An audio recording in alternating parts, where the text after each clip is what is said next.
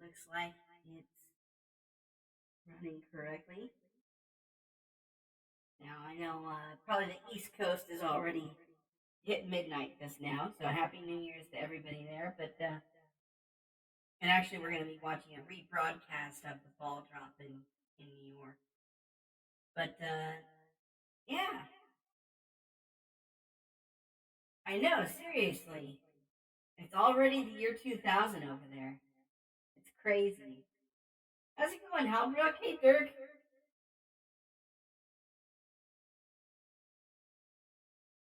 Let's see here. Got a couple of minutes. Let's have a Wow. celebrating with. I got a whole bunch of clips of the the Grand Illusions. Tim from Grand Illusions using whistles. Um, Having myself a nice little glass of sparkling apple cider. Parents let me have the computer. My dad did say that we have to watch. I mean, it's kind of boring, but we got to watch something about getting ready for the year 2000 because, he's filled the basement with a bunch of canned food and water and stuff like that.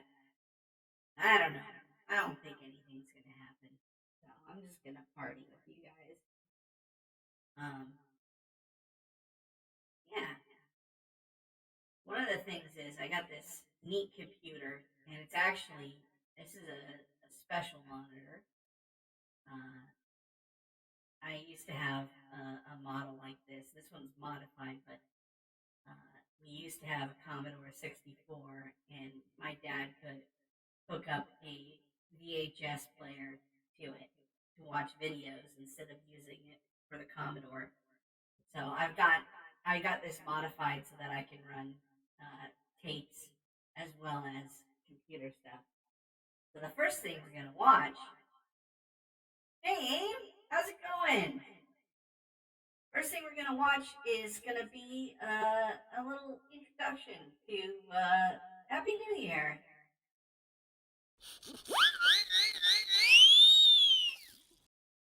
You know, we're gonna watch a hey Woozle. We're gonna watch a little introduction to Windows 95 because I think it's good to kind of like get comfortable with the computer that you're using. And let me bring that up here. Yeah, you are Happy New Year then. It's already the year 2000 over there. How are things running?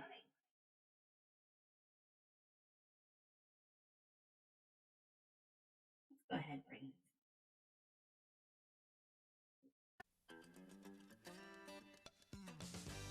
Welcome to the Microsoft Windows 95 video guide. This unique program Oh, will good. help teach you how to use many of the most important features of the new Windows 95 I operating hope that's good.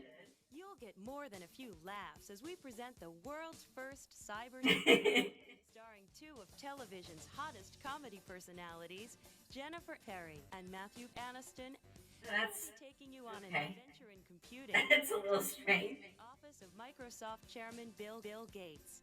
Along the way, they meet a wacky bunch of propeller heads and are introduced to the top 25 features of Windows 95. The pace is fast and funny. So I told her I'm not made of money. You pay for the band. Your son's getting my daughter, and for pretty cheap too. Oh, good. Good explosions. Those are the best kind. Ladies' modems, children's shareware, and our bridal peripheral salon. Wow. Taskbars and email and shortcuts, oh my. Wow. Taskbars and email and shortcuts, oh my.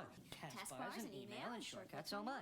Taskbars and email and shortcuts, oh my. Taskbars and email and shortcuts, oh my. Taskbars and email and shortcuts. What? I think there's something wrong with the tape. Taskbars and email and shortcuts, oh my. Well, yeah. The Wicked Witch of Windows 95. Okay, Myra, I'll get back to you, darling. All right, bye-bye. I heard that, and you are... Weenus? This is Jennifer Aniston. I'm Matthew Perry. We're here to see Mr. Matthew Perry about a possible starring role in the video guide to Windows 95. He's out right now, honey, but you can wait in his office. Out. Out, Oh, a little quiet? Out. I can bring it up. Out. out. Out! But in his absence, he asked me, his loyal assistant, Matthew Perry. to act as host and give you a peek under the hood at Windows 95. I was very involved in the project. How's you know. it? You? Well, What's a YouTube? What's YouTube? to clean up his windows, you know, update, redecorate, cleaner views. He took my advice. I don't know what you're talking about, Aim. He was talking about the other Windows. You know, the operating system with tens of millions of users.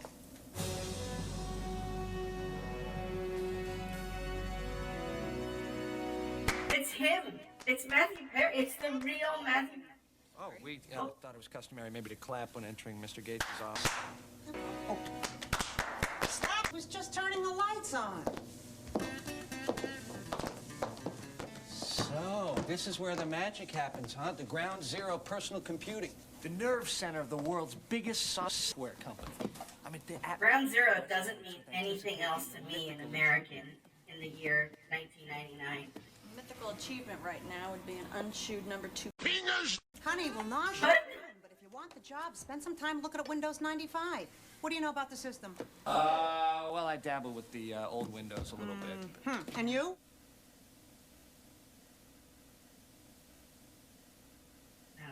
Oh, I'm still mastering Pong. Sweetie, why don't you sit in at Bill's terminal? Okay, so this is Bill Gates' computer. I mean, that is like using Wayne Gretzky stick, you know? What? Oddly enough, none of it seems to rub off. Look, I meant for her to sit at the keyboard for a reason. Windows 95 is goof-proof. We might have to mount a legal challenge, you know? Naturally, Bill's already installed Windows 95 and is booted up. Just hit any key, and you'll see it right behind the screensaver.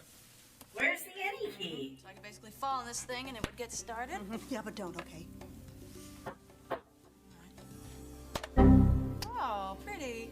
Oh, and no messy DOS buildup. What is this, a paper towel commercial? There are 4 things you ought to know about Windows 95. Cleaner up. It's easier, it's faster, it's more powerful, and it's got... Great ass! Now, point the mouse at the start button, bottom left, and click. Oh, look, Maddie, I'm computing. Oh. Okay, now what's that button? Don't touch that! Whatever you do, stay away from that button. Or you'll go blind. Worse. Way worse. Now, getting back to the menu. It's the best I've seen since they closed Lindy's in New York. From the top, you've got programs. Rest in which, peace, when you Lindy's. drag on the mouse, cascades into a sus menu that allows you to quickly launch many of your programs. This replaces Program Manager in the old Windows. It's way better. Well, what happens when you, like, had the old Windows and then installed Windows 95? That's a good question, honey. Yeah. It's good. Okay, Anyways. and where's the button that instantly can... Help me, honey. When you upgrade from Windows 3.1, It's the any key. all Program Manager groups are transferred automatically to this menu. Oh, well, that's easier than changing dry cleaners. I mean, you know, you always leave something behind. Now, Yeah. below that is your Documents menu, which contains your recently used documents. Ariel. You can get back to work on a file fast. Like Little Mermaid? Now, Settings gets you to the new improved control panel, your Printers folder, and allows you to customize the taskbar. The Find feature is all new on Windows 95.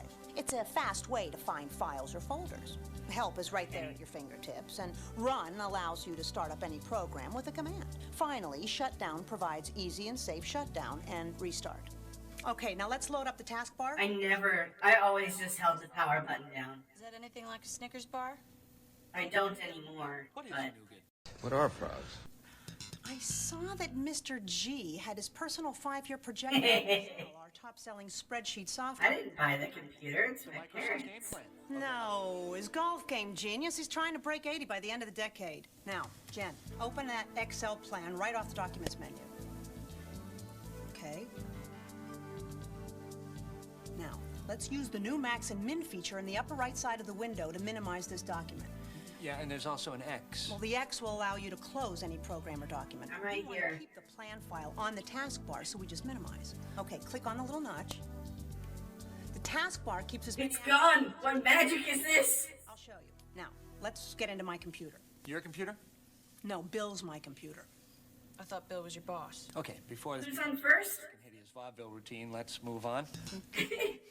The My Computer feature, new to Windows 95, I am- allows you to manage stuff on your computer. I Let's open worked it. on Macs around this, Now, you click know, on the hard drive. back in Open the folder called elementary Bill's Poetry school. Workshop. Oh, let's open the Word file called Ode to Christmas. But it was Commodore straight to Windows at home.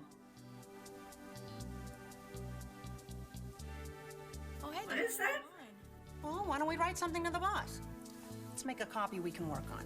Jen, close it. Go back to the edit menu and drag it down to copy. Then paste.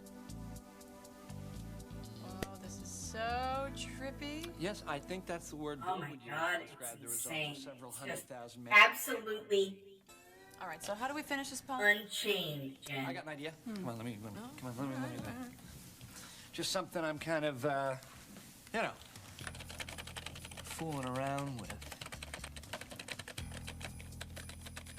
Was the night before Christmas, and all through the warehouse, not a single piece of Microsoft merchandise was stirring, not even a mouse. Oh, please. Your rhyme and meter sucks, Maddie. Okay, short fellow, let's close that file. Sure.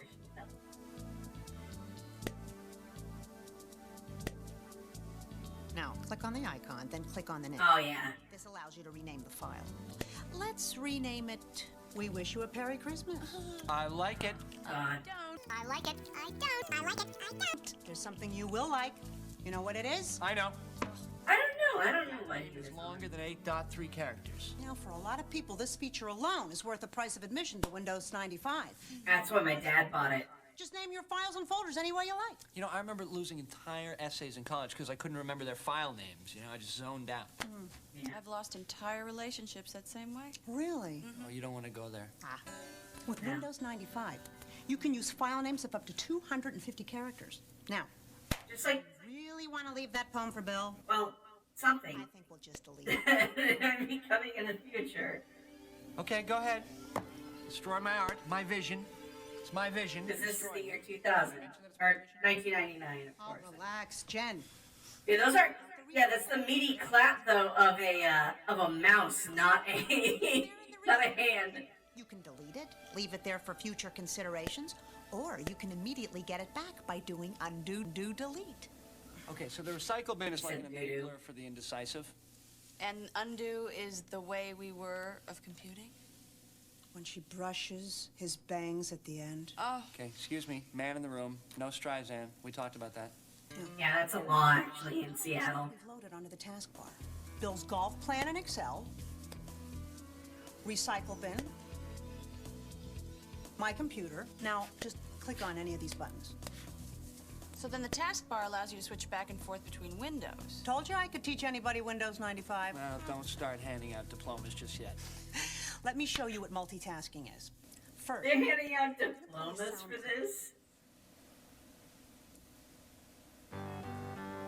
Oh, hell yeah. I'm going to search for all the documents that contain the word retirement. What are the odds of finding that word in this guy's office? He's got meetings booked into his next life. Finally, I'll copy Bill's journals for the last 10 years to a new file folder. Such a fucking bop. This is multitasking. See, everything is happening at the same time. Are you with me? In a Bert and Ernie kind of way. Let's see, this must be a telephone. Hello? That's a banana, you meatball, not a telephone. Shh. Hello? Oh, he's right here. Yeah, well, hold on. It's for you. Hello? Happy New Year, chefs. I'm sorry, he can't come to the phone now. No, he's talking on the banana.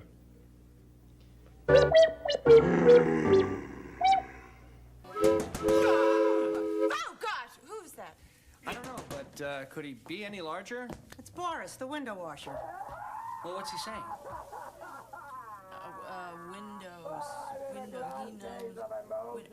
Oh, I know Windows. Oh! Boris is the true Windows expert at Microsoft. My God, he is a large, large man. That man must be on a plank of steel. Well, Boris is also an expert at drive-through windows. All right, now remember Okay, when I said go I was ahead and hungry? drag the man. That hasn't changed. Oh, well, you know, Bill owes us lunch. What do you feel like? Chinese? Oh, I don't know. I'm not sure I'm in the mood for any of the eases. No, how about Racist. It's like Italian, Indian, Tunisian. Okay, it's Chinese already. We've got the menu right up there. I like how Close those programs. Jen is the one that's hungry, and she immediately says no to Chinese food, and then Delaney just says, "Oh, Chinese food." Bill must have used it recently. Oh, okay. Well, I'll just check off some selections here. Cashew chicken, Szechuan beef, This is how you have to do it. This is mushu modern. pork. You know what's interesting about Mushu? I am the powerful, the pleasurable, the indestructible Mushu. Oh, pretty high, huh? If I could just take a second, it's very good only when it's together, because mu, you know, not good, and shu, that doesn't taste good at all. But mushu together, that's an afternoon delight, a top-notch food experience. That's not what an afternoon delight is. Why don't you fax it on through to the restaurant? You can fax through a computer. Oh, yeah. Well, there's fax software built yeah. right in there. Why don't you guys find out for yourselves? This is where the help menu comes in handy. All right, then. It's either the help menu or 911. Why don't we put the Chinese menu on the taskbar and open up help? Okay, let me do it. Eager? Or Mushu got stumped. Okay. So, help appears to be configured like find with 3 different options. So you got your contents, which look like a table of contents, your index, which look like a table of contents, and your find, which look like a table of contents. So I guess we just punch in the word fax, right? Fax. Yes, we are that lazy. Okay, look, here's how you do it. So We have so many windows open. accessories, fax, compose new fax. So first we'll type in the name and the fax number.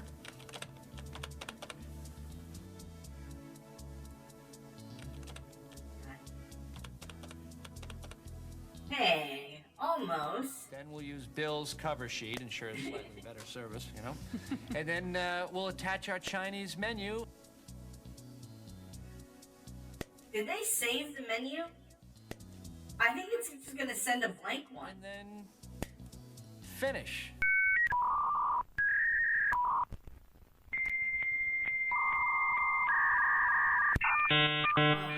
God. And Well, my parents are awake now for sure. For a rookie. Windows, I know about Windows. Hey, Boris is in the house. How's that for hip Hollywood talk, huh? I love you guys. You guys are so cool, man. How about a complimentary squeegee? no thanks, we just ordered Chinese. Boris, they're here to talk to Bill about working I'll take one. for Windows 95. Now, I've been ramping them up, but maybe you could, like... You want me to show them plug and play? Oh, my pleasure, Bernice, baby. You can play. Now, what is that? Some kind of hair replacement for kids? No, it's major new feature that makes it Oh, yeah. printers, modems, sound cards, and other new hardware a snap. I have here Hewlett-Packard LaserJet 4L. I'm going to shut down the computer like so. Right? Power up the printer. Stick in the printer cable. And then power up. Watch screen. Look out. Is it true that you can leap over a chair from a standing position? It depends on the size of the chair. I'll cheat a little bit. Yeah. Wow. Oh, We don't have any CDs. error with message. I believe that's called floppies. That's what I said. No, you said flappies. I did not. Okay, you were there. You heard her say flappies. Yeah, she said flappies. No, Ah, you're right. I never leave home without it. A quick insert, and Windows 95, having recognized the printer, will copy the drivers off the CD onto the hard disk. So you mean I can plug and play every printer in the world? No, for older hardware, legacy hardware, Foolish. you install a printer yourself. Oh, so that means we have to use that very confusing control panel icon like on old Windows? No, now we have Printer Installation Wizard. What is this? Well, that's more inspiring than printer installation ogre, Now, I guess. we just double-click Add What? Printer and What were those? look at screen. On the left, we have manufacturer's listing. On the right, we have models. Oh, getting it. Dang it, getting it. Click on manufacturer, and we see all the models. Once we have a match, we click next. Okay, losing it. Okay, losing it. All we do is follow the dialog boxes in the wizard. Okay, getting it back. Okay. For that, Boris, you can stay and have a bite with us. Lunch. Ooh, I think I love you. Mail's here. Hello, Boris. Hello, Ms. Kappelman. The mail is here. Hey, Chipster. Even the mailroom guys look like Gates. Preppy pod people. Hey, the Chipster at Microsoft.com. The Chipster at Microsoft.com. The Chipster at Microsoft.com. The Chipster at Microsoft.com. The Chipster at Microsoft.com. The Chipster at Microsoft.com.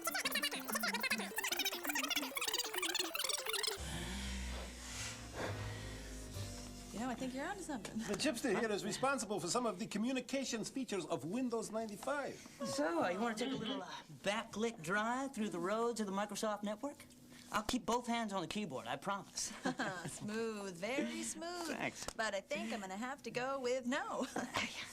Bet you pull the move where they run out of gas at Makeout Point. Today, think of Windows 95 and me as the vehicle to get you there. Okay, Chipster, here's a little tip. I love a man who gives up easy. Communicating online is the hot thing right now, and the Microsoft network is your on-ramp to the information super high. It offers everything from shopping to discussion with other people in areas like finance, sports, hobbies, books, and movies. So it's kind of like issue-specific party lines? Oh, yeah. Or what? No, couldn't have said it better myself. Would you like a side of bacon with the egg on your face? All right, let's click on the MSN icon. I'll log on with my name and password. Now we're dialing. The network is especially important for Windows 95 users because it'll have support for 'em. Just you wait. You can totally use it for gaming. There's a whole section of this. Down the door! And email. Hey, why don't we send some email over the internet to my buddy Tim? He'd freak if he knew we were here. Oh, no, not that guy in the grunge band. Grunge, excuse me, it's alternative heavy metal vinyl ducks. Hello. Cool. Yeah. Final Ducks. Okay, they record on the Harsh label. I think I know his internet email address, tim@ducks.com. Okay, let's type his name on the to line. That's not right. It's tim@ducks.com. That's not going to get to him.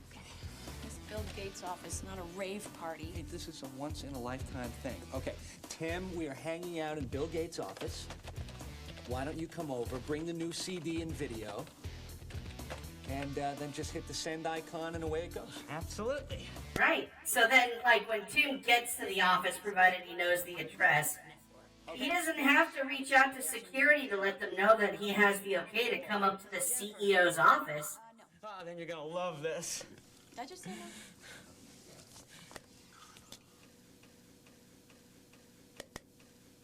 Oh, look, and there's the pets area. I see where this is going. Stop him, please.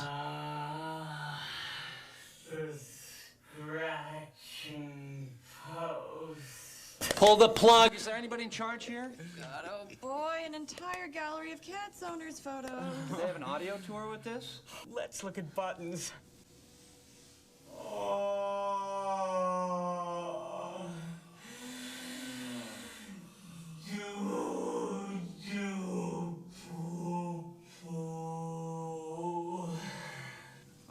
now you. That man was paid to say that line. Peking duck wagon is coming. Jen, your food's here. You're saved. I don't think I'm really hungry anymore. 20 minutes ago, we were ready to throw you a telethon. Now you're not hungry? Hey, yeah, it's Jeff Lee. Listen, pal, Steven Seagal. I can't wait to.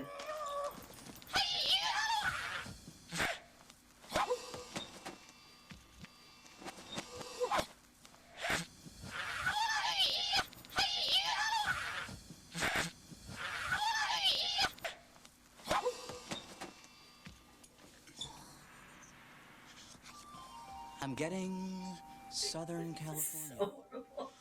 I guess you are here for some Windows 95 interface therapy.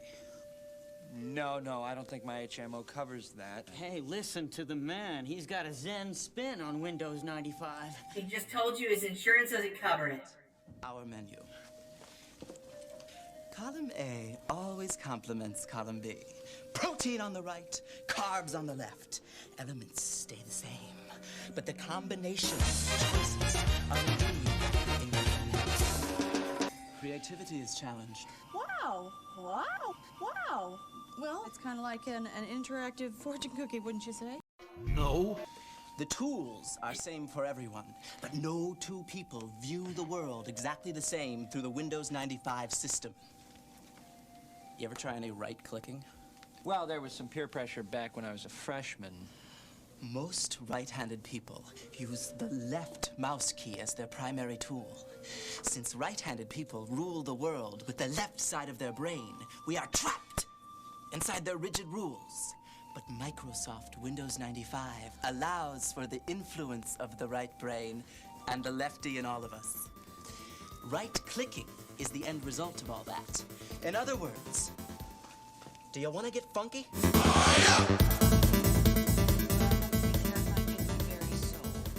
Windows 95 uses the right mouse button for what Microsoft calls power user features. Check this out. Right-click on the desktop, then Properties. It's incredible. I mean, you don't even have to grow up in a colony and Resolution on the fly. Ladies and gentlemen, Steve Ballmer!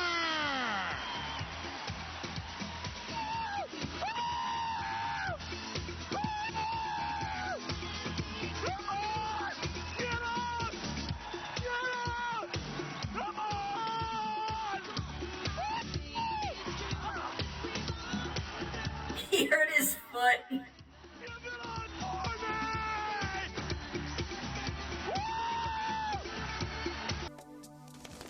That is so cool. Really cool. Mess around with it. Go to the taskbar and right-click it. Okay, right-click it. All right. So I'll tile horizontally here, or maybe I'll undo tile. You know, whatever I want. It's kind of my show here, huh? Now. The usability of those windows just goes up when you tile them horizontally or vertically. It's incredible. Okay, I got something Bill calls the Nova from a black hole. It's probably not important. We'll just probably throw that away. Just get rid of that. Now, drag the file out of the window onto the desktop using the right mouse button. Then create a shortcut. Oh, no, there are no shortcuts. There are no shortcuts in this world. It's a very, very long, long road. Not in Windows. Right. In Windows, there are shortcuts. Let me show you Windows Explorer briefly. All right, now I hear this replaces the file manager. Well, I hope you found him a new position in the company. I mean, that guy's got a family. You know? They would have to. He's union. Consider Windows Explorer the file manager on steroids. Let's go to it through the Start button. This is before the whole controversy, Microsoft Windows steroid situation. So now the left side shows the drives and folders? Now, just drag and drop That's an Apple. folder drive you want. It's a great way. I thought that's not allowed. Okay, now if memory serves, you couldn't do this in the old Windows without opening a bunch of file manager windows. That is correct, Grasshopper. Let me give you one more tip. Take any shortcut and drag it to the Start button. Okay, well, I'll grab the shortcut to Nova from a black hole. Here we go. Now show me the Start menu. Survey says... Right. Naked grandma! Naked, huh?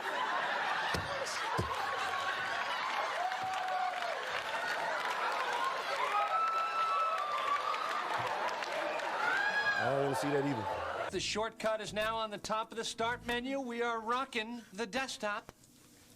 You did not just say rockin' the desktop. No. Yes, you did. You said rockin' with a little apostrophe on the end. She said he didn't before she said he did. Go to the taskbar and right-click any program. Okay, got it. Now we can close just like that, and look, it moves. Now let's really get crazy.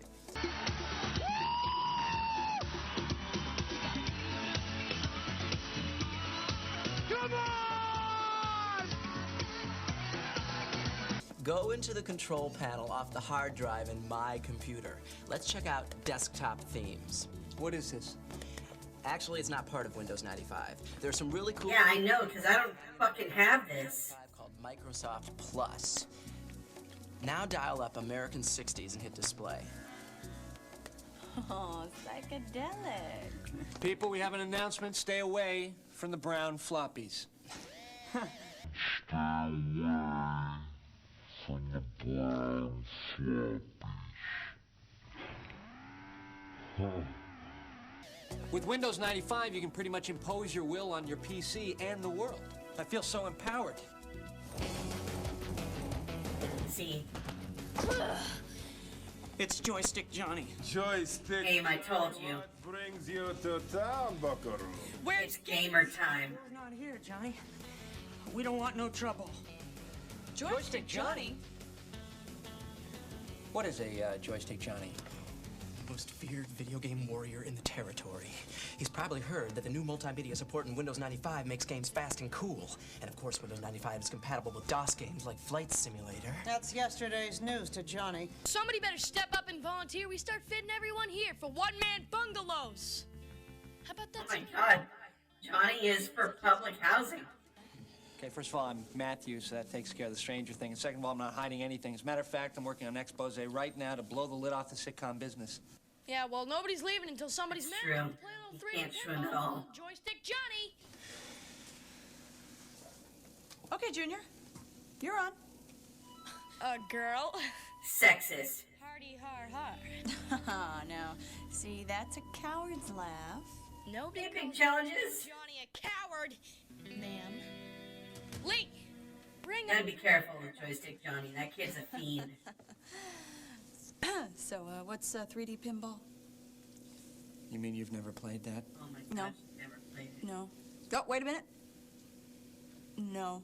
Nobody has. It's a new game in Microsoft Plus. So, so the kid was bluffing? Well, let's hope so. I don't know. Fastest one there is. Oh my god. These graphics.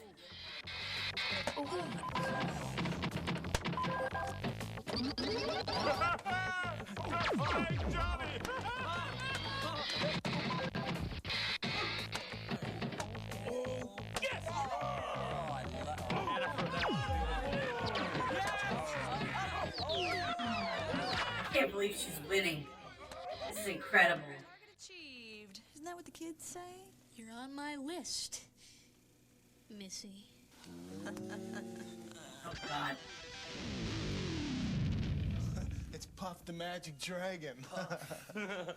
Yo, Matt, how you doing, brother? Tim, you brought the band. I did? Oh, wow, I thought I was being stalked. Yeah, it does look familiar. I have no idea what. I mean, it might be on IMDb. Not that you were invited, but you could use Windows 95. It's got full screen, full motion video, no more of that postage stamp size screen and cheesy 16-bit movement. But I'm warning you, one spin and you're out of here. Just don't want to riot when the boss gets back. Hey, maybe we can jam with the shareholders when you get off work. Yeah. Not on my watch. Just pop it in and away we go. All right. The faces this lady makes the whole time. Developers, developers, developers, developers, developers, developers, developers, developers.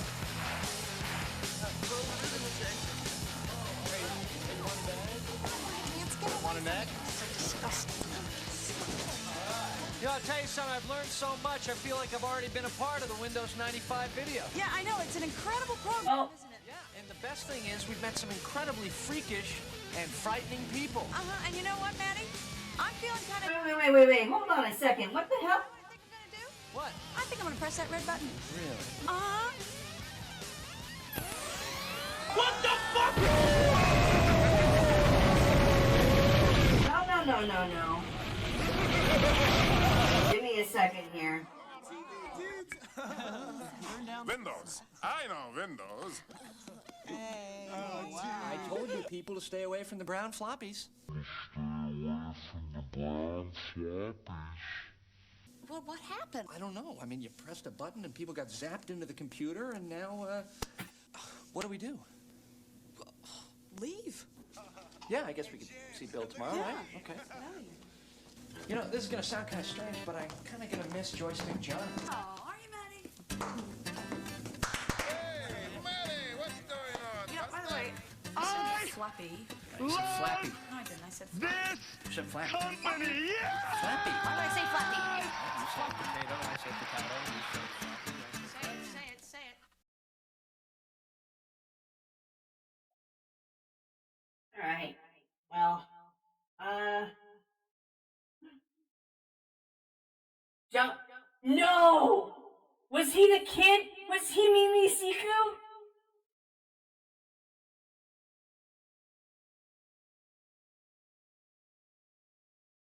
Oh my god, he was the kid! Man.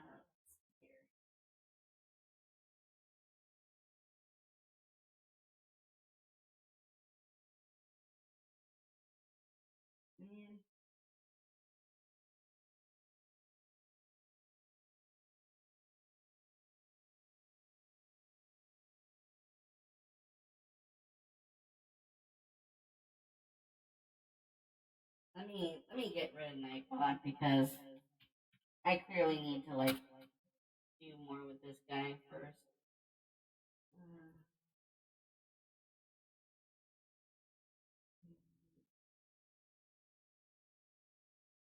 There we go. Okay. Sorry about the Nightbot stuff. I was thinking that was going to be like a nice new utility, but I haven't really properly set up. Also, Jimmy Olsen and Superman Returns. Okay. Well, now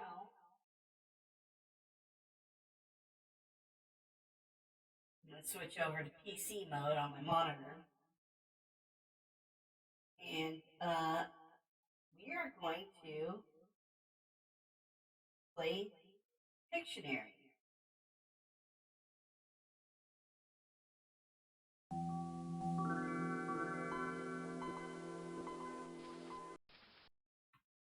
Oh, this guy. Hope you've had a nice day. Yeah, Let's take a moment and fill out our automated registration card. No, Petey. Entitles you to free software updates from Little Me. God, this guy pops up all the time. No, Petey.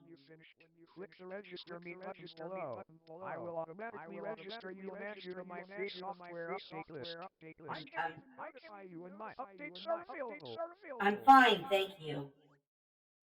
No, okay, how about... I mean, that's better, I guess. Anyways, before I was so rudely interrupted...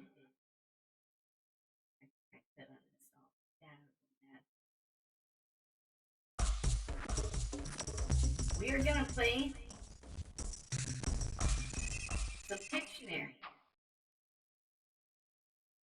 Paint a picture. Paint a picture. So, I'm gonna do, since the mouse on this computer is not fantastic, and also it's drawing with a mouse, I am going to give us a little bit more than the minute time frame for Pictionary. All you guys have to do is basically just say the word in chat. I'm going to give us 2 minutes and 30 seconds for each session. But since I'm not bad at drawing, I'm not going to use easy words. I'm gonna start with moderate, and if it's a little bit too easy, I'll go up to difficult stuff. But for now, let's go ahead and get started with. Hey, XX, why don't we stay informed? How about we make our daily connection to the internet to see if we can find any new and exciting sites or events happening around the world today? No, thank you, Petey. The more time we spend on the internet together, the smarter I'll become. That's very hard words.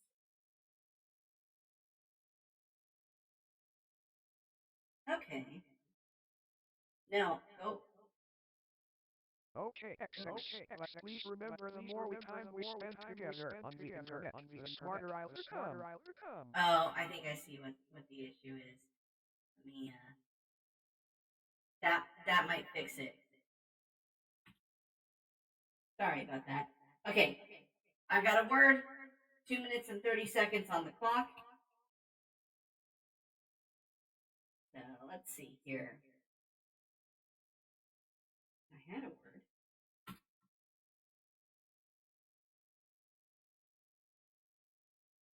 Oh, there we go. All right. So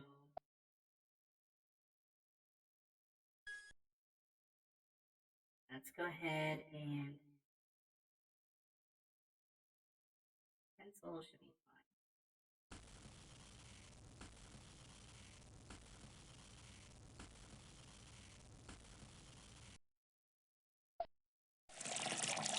fine. Yeah, good.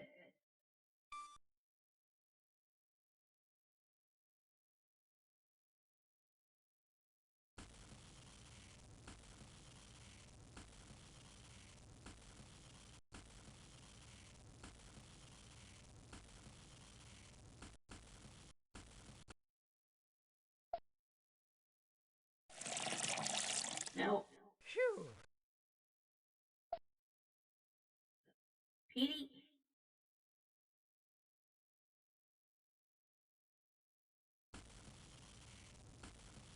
There, that ought to fill in.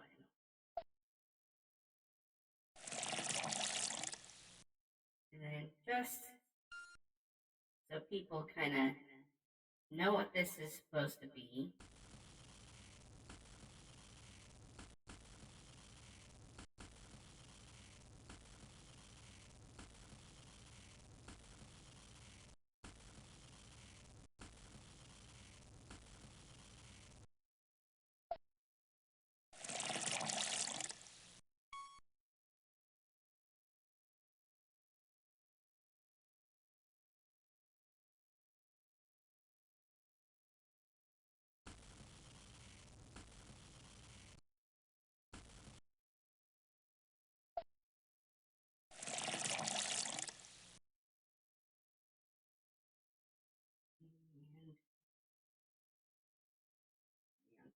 Oh, God, 12 seconds. This is not a good first run. This word is a little bit difficult.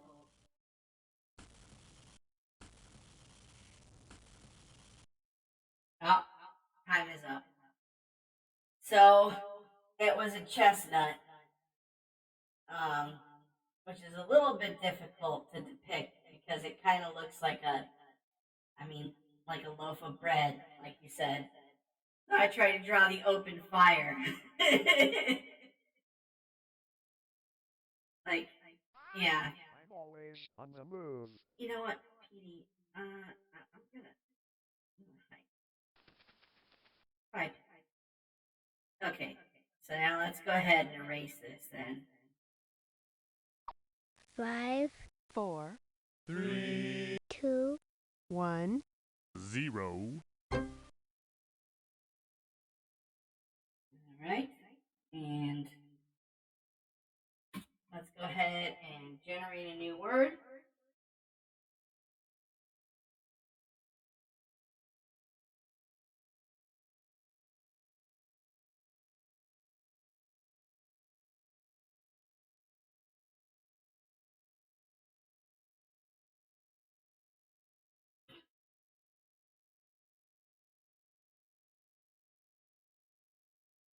All right.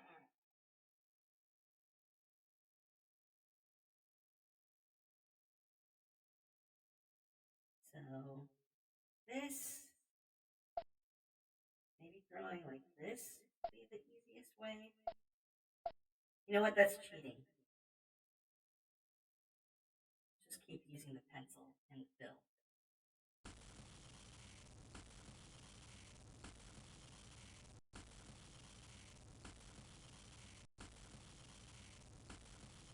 I'm gonna have letters in here, but it's because of the subject.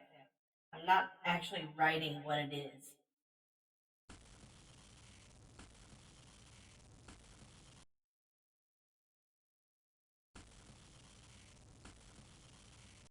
So again,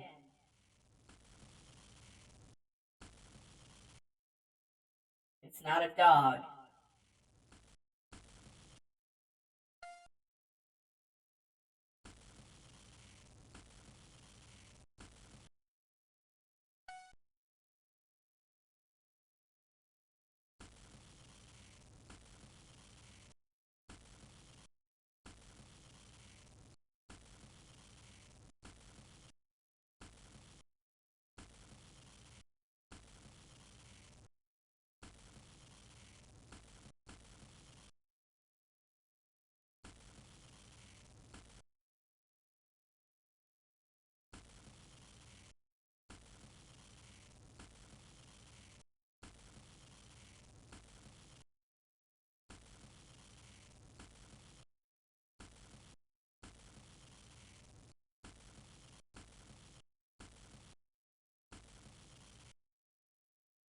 Getting close, but that's not it. And also, drawing with the mouse is ruining the alignment of everything.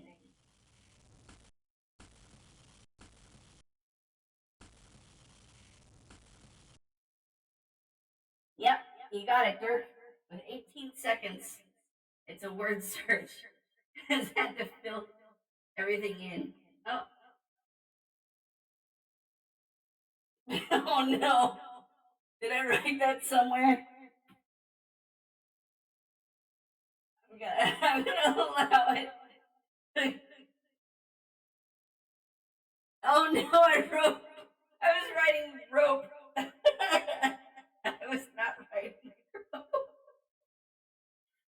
Oh God. That's it. My career is over. Oh, not. What am I doing?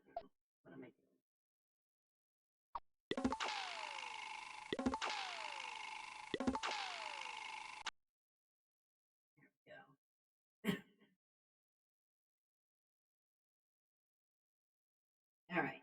Let's get another word.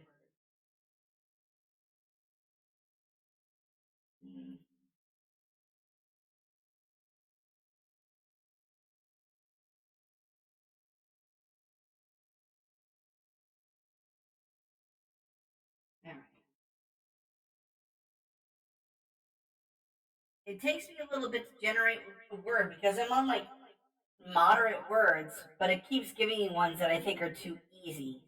And I don't want to do that because, I mean, like, I can draw a shovel in a couple of seconds. All right. So,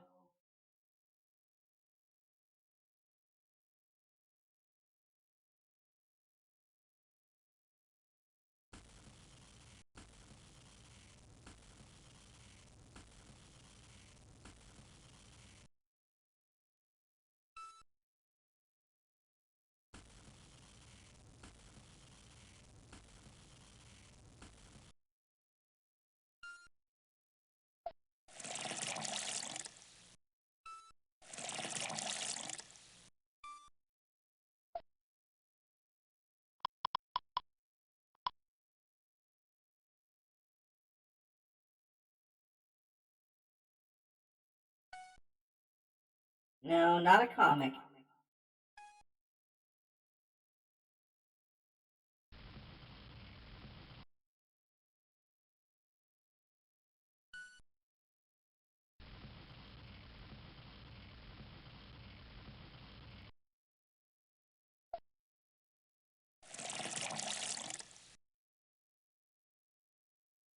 No, not a desktop, not outside, not a painting.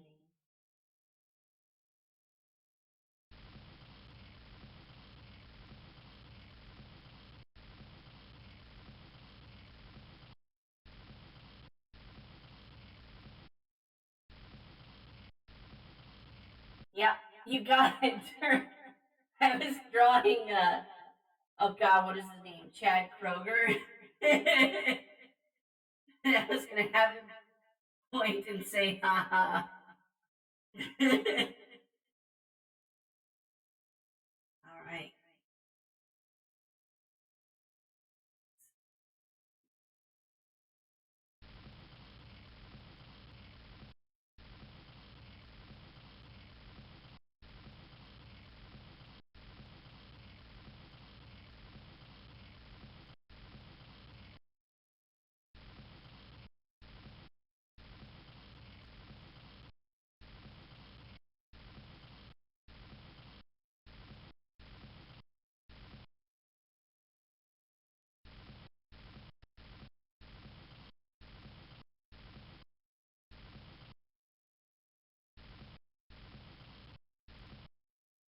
Every time he looks at it, it makes him laugh.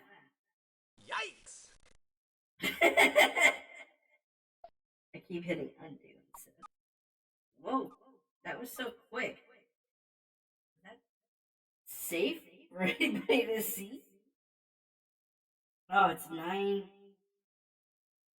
Wow. This already took so much time. Okay.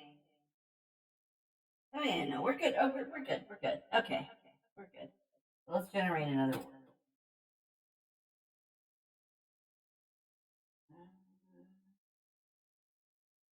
Yeah, this might be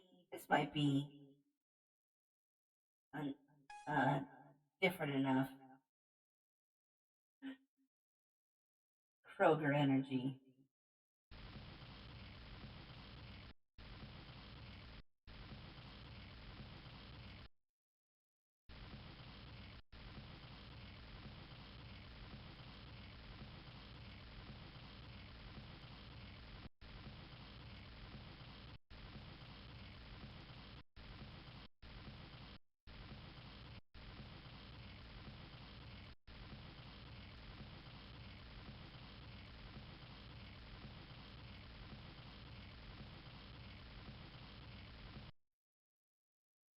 This might be too easy.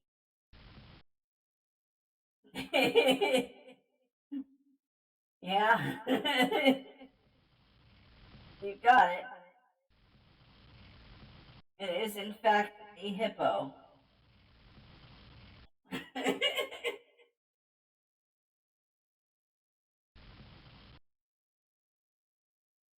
Yeah. It is supposed to be a hippopotamus.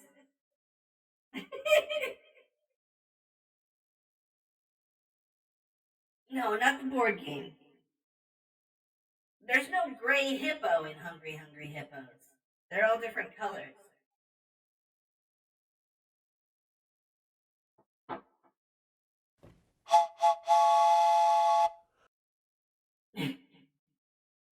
Alright, let's go ahead and clear this. Trying to figure out which ones. That was so fast.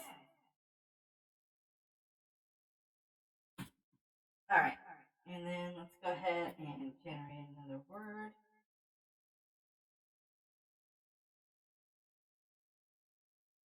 Oh yeah, and you had like a minute to go.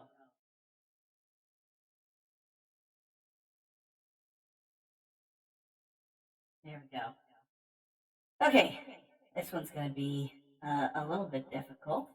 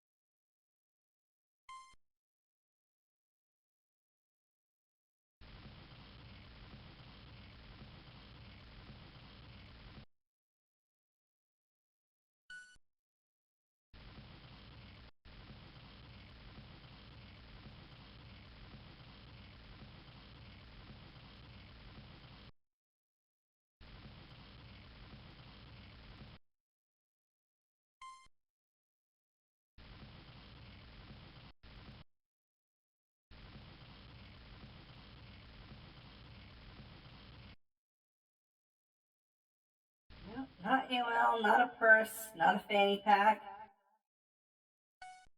Oh,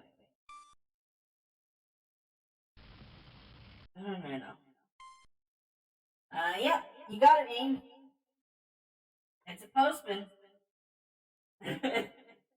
I was gonna draw them putting letters in the mailbox. They're wearing shorts.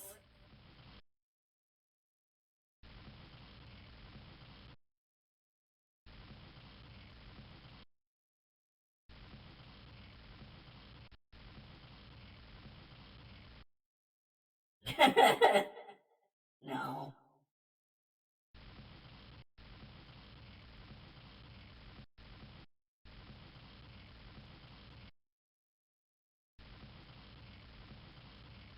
Yeah, they're messed up feet.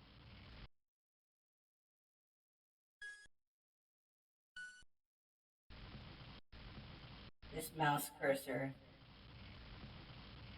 Yeah. Yep. Messenger bag, blue uniform, shorts. I don't know. That's like I would try cleaning out the trackball, but believe it or not, it's a brand new mouse.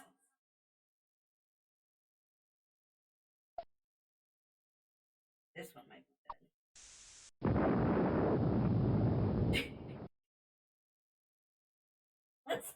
Let's try to do some stuff with the paintbrush instead of the pencil. Word.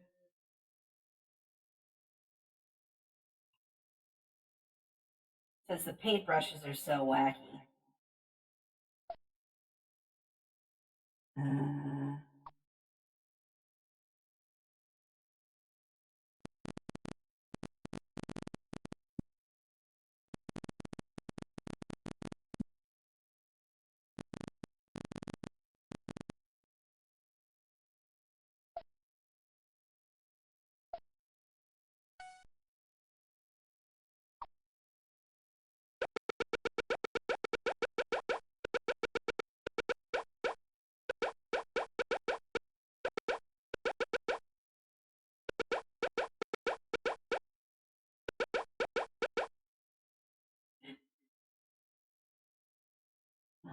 How am I gonna draw this?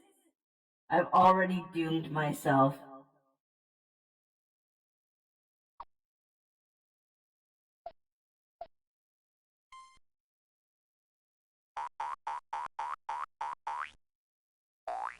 Okay, that is insane, actually. Phew.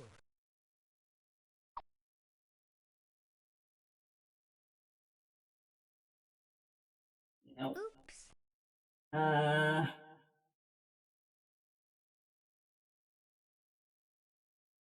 Oh my gosh. I don't know how to do this.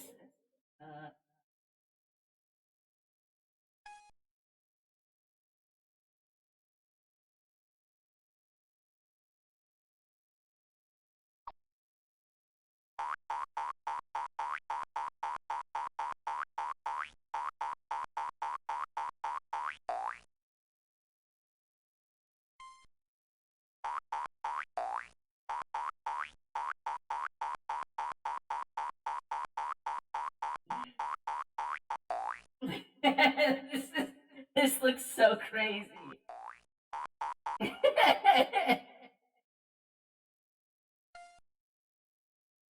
No. That.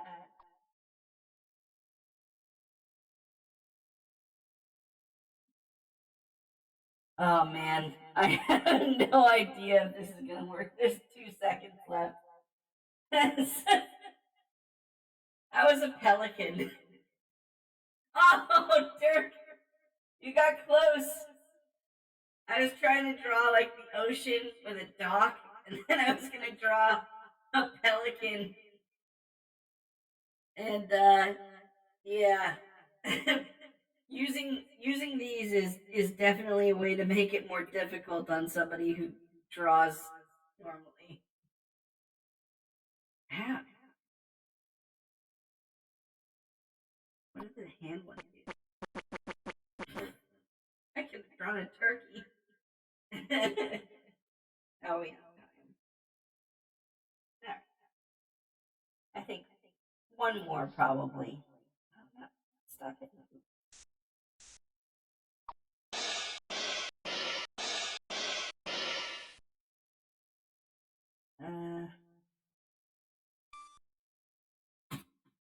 All right.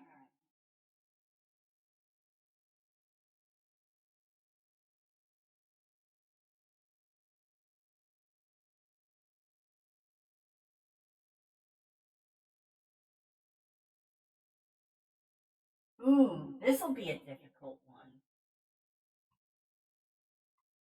All right. I'm going back to the pencil because that was super goofy.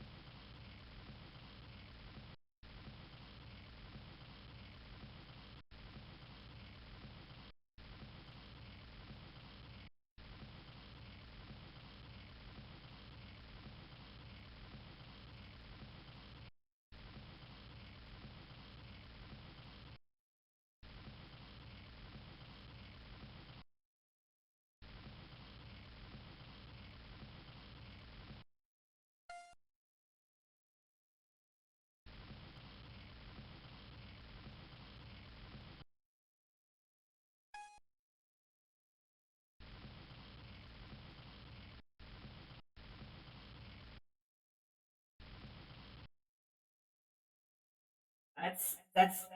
I mean, you're getting there, Dirk. But I mean,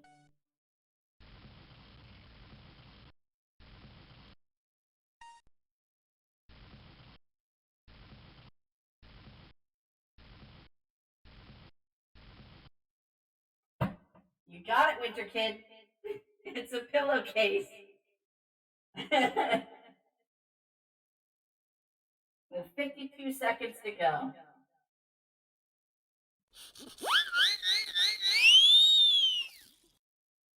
There we go. All right.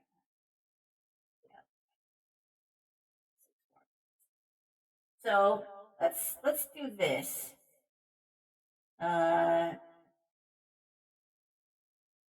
me just kind of try and go. Like, give me something to draw. Nothing too complex or anything, but give me a couple of suggestions. And with the time that I have left for this, a man. All right.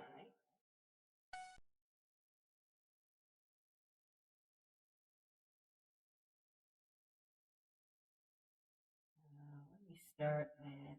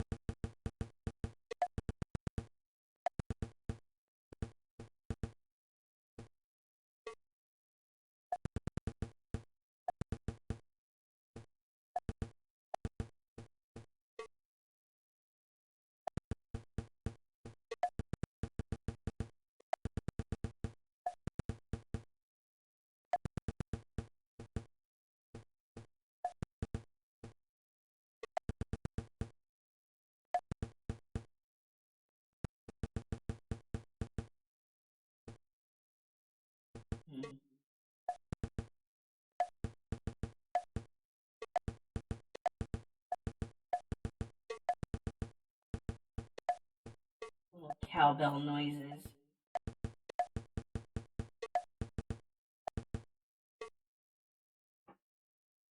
Oh god, it is. It's a horrible Roblox.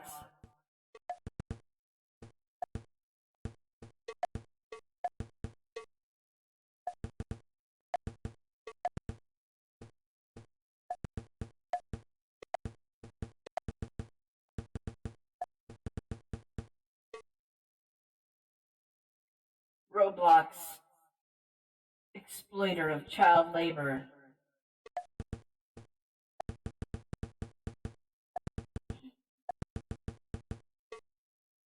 Yes.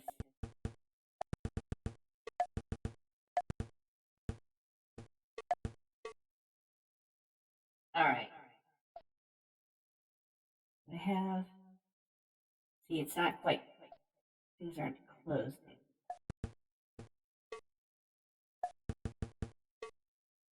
How about now? Yeah, that looks good.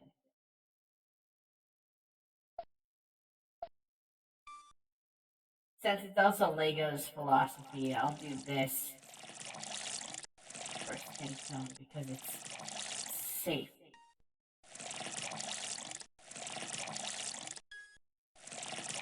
Lego's philosophy is that there are no people with yellow skin, which I think is admittedly, you know, a little rude to people with jaundice.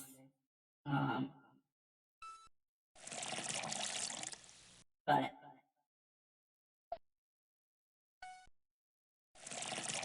I mean, that's just not their fault. Anyways, there we go. And now the fun is... Nope. that goes way too fast. Where's the fun one?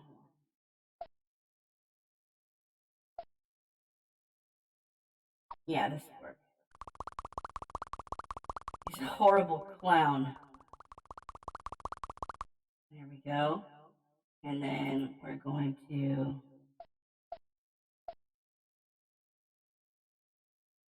Seriously.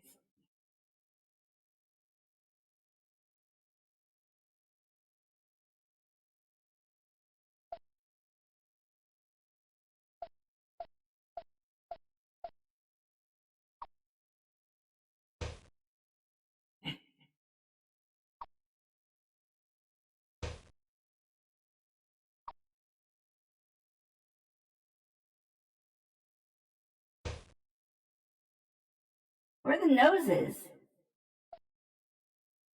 Oh, here we go.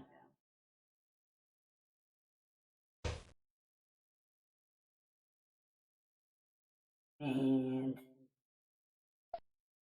need to give him a pet chicken. And his clothes need some details.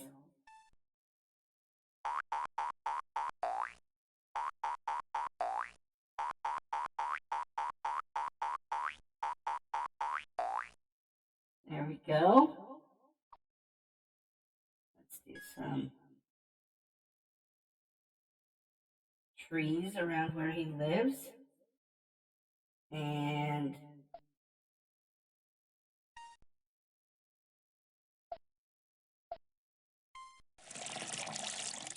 there we go. It's it's a work of art. That is our time with Kid Tix now, actually. Yes, living in the woods, this Cornish game hen. Yeah, let's save it. A man. No!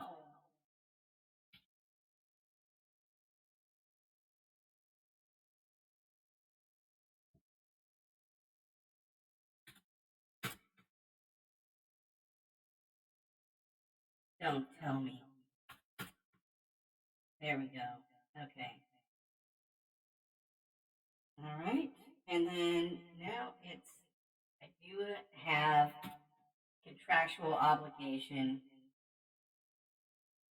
to show some advertisements, folks. So here we Oh, brother, now I've seen it all. What's that? They gave the ferret a teleprompter. Teleprompter.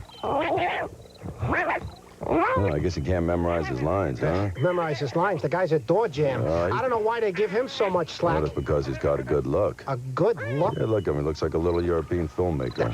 I had a gentleman. Louis, no lizard, has a good look. What are you talking about? We're not a good-looking species. We're not. You have no pride, Frank. I simply know my limitations. I am classically chiseled. I don't know. I think Frank is selling himself short. Didn't you remind him to get gas? Me? You're the smart one. Now what? Relax. We're called Tim. He owes us a favor. Use 1-800-COLLECT. It'll save him $1 or $2. Gotcha. 1-800-COLLECT.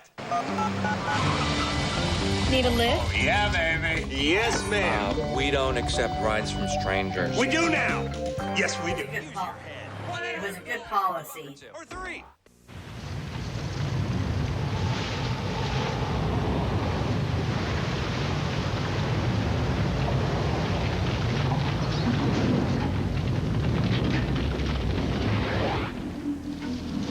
Introducing the all-new Chevy Monte Carlo.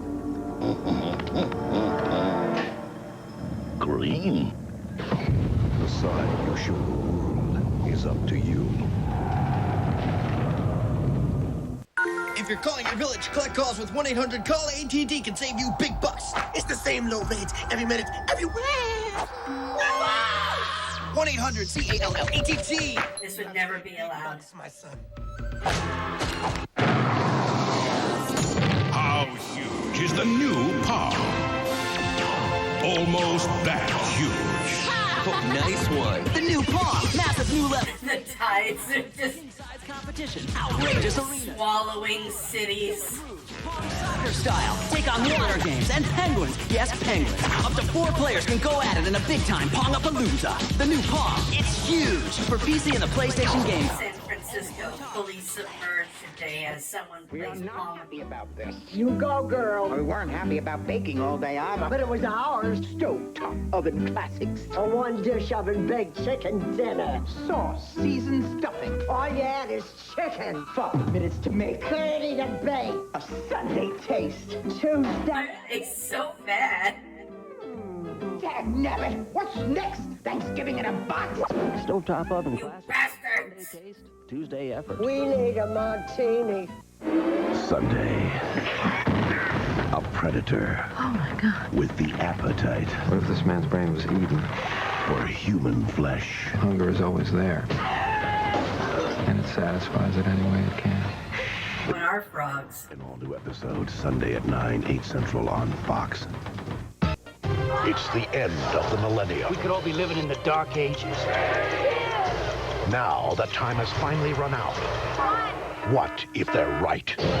There's still a plane in the air. I showed it on the ground. Well, damn it, it's not on the ground. Just tell yourself it's only a movie. Freak me out! Y2K, the movie. NBC tonight. Never give up, never surrender. From up Buzz Lightyear. By the sons of Warvan, I shall avenge you. to outer space heroes. You will save us. We are actors, not astronauts. DreamWorks Pictures invites you to bravely go Hi, little guy. where no comedy has gone before. Tim Allen, Sigourney Weaver, Galaxy Quest. Oh, that's not right. Rated PG. Starts Saturday, December 25th. Read. Presenting the new Italian original. And we were just talking about Jungle to Jungle. Tender prosciutto, Italian sausage. Tender prosciutto, spicy pepperoni. Isn't there supposed to be like a sequel or something coming? Domino's Italian Originals meets a trio. I think it's in development hell. Italian sausage and spicy pepperoni. So much amore delivered hot for only $10. I mean, this movie just came out because it's 1999.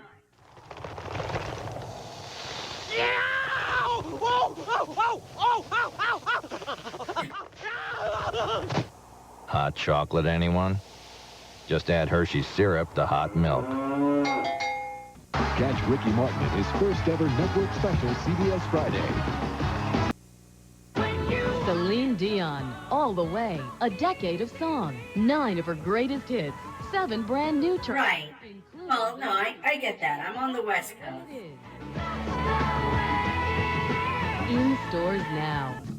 What can I put in my creamy cottage cheese to make it taste so good even kids will eat it? I got it! Pineapple!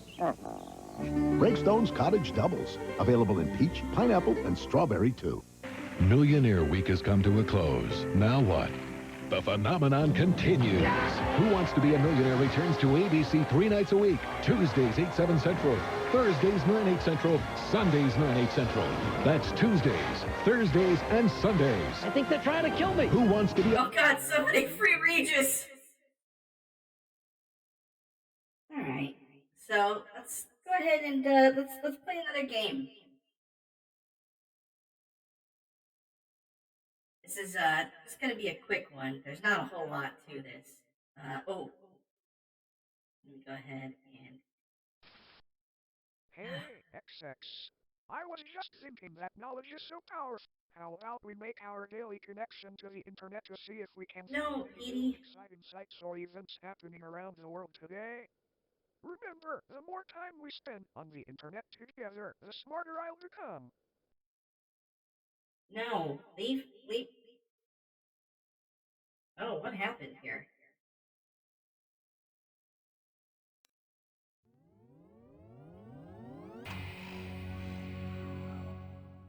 Pardon me. Resolution change.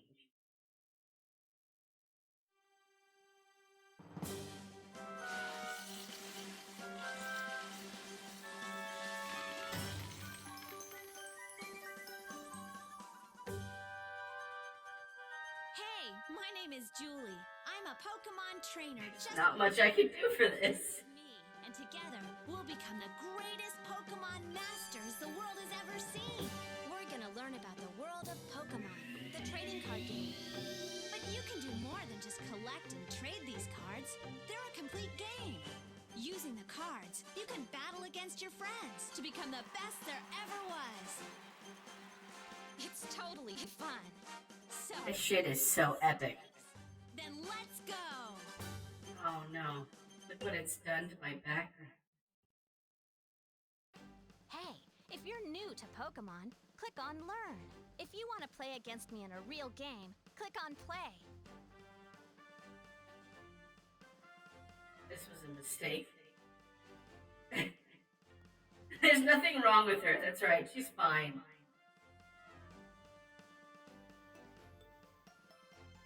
Let's, this bothers me. I should have tested this part.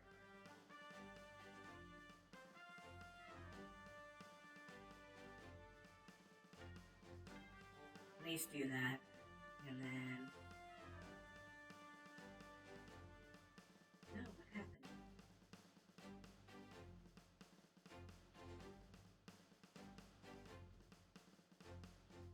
There we go. It's not perfect, but it'll have to do. Alright. I already know how to play this game.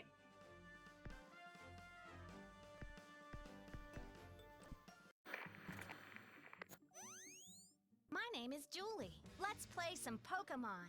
Make sure you check the text box at the top and the bottom of the screen and do what it tells you. Ready? Let's play. To see what tools I had to work with.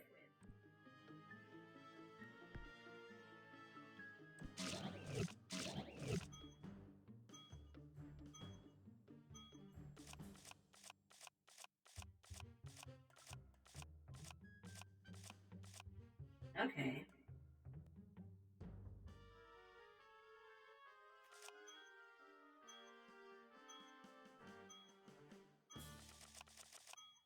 There we go. I have to flip it. I go first. Alright. Draw a card. Nice, a Staryu. Take it. Is it gonna let me? No. I think that is part of the rules, that you can't evolve if you're, if it's your first turn.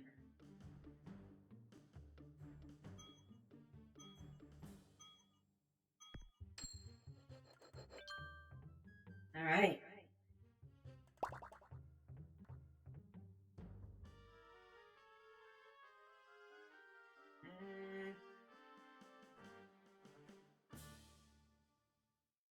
want another star you.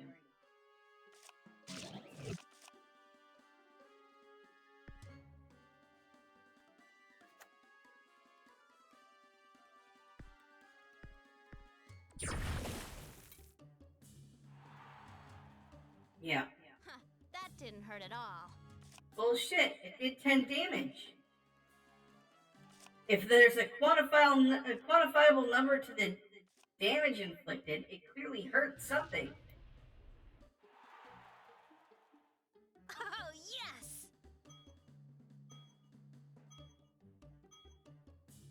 I hate this lady.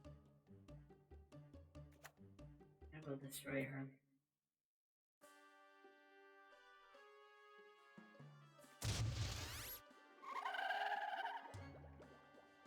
And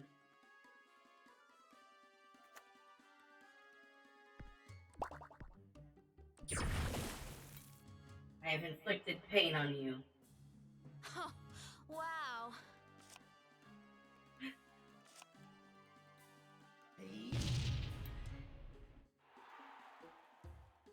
Oh, yes! Are you kidding? This is not how you want to be playing the game.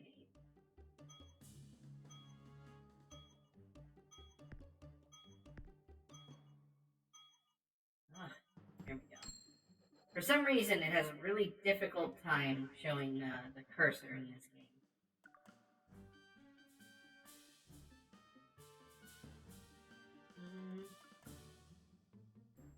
Dragon energy over there and then attack, and of course I'm gonna waterfall. I'm going to obliterate her Machop. Wow, knocked out of the arena. I can't believe it.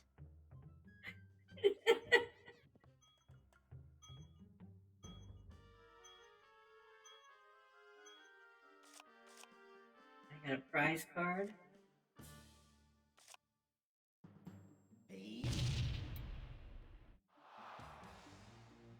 Yes!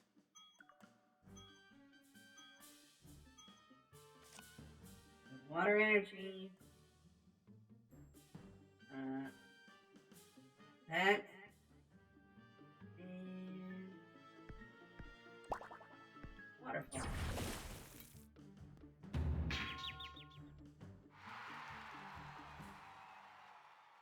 Oh, damn. Wow, knocked out of the arena. Yeah, this is, I think this is like a, since it's a water deck and a fighting deck, I think this came with the starting pack. That was a water and fighting deck that you split into a water deck and a fighting deck. So they were only 30 cards each. And so you played like a half game. And that's all there is in this. You only have the water deck and fighting deck. You play against her. That's all there is to the game. That said, she is doomed. Because the only other things she has are Diglets. I have 3 Staryus at the ready. And I just need to knock out one more Pokemon. That's it. Wow, knocked out of the arena. I can't believe it.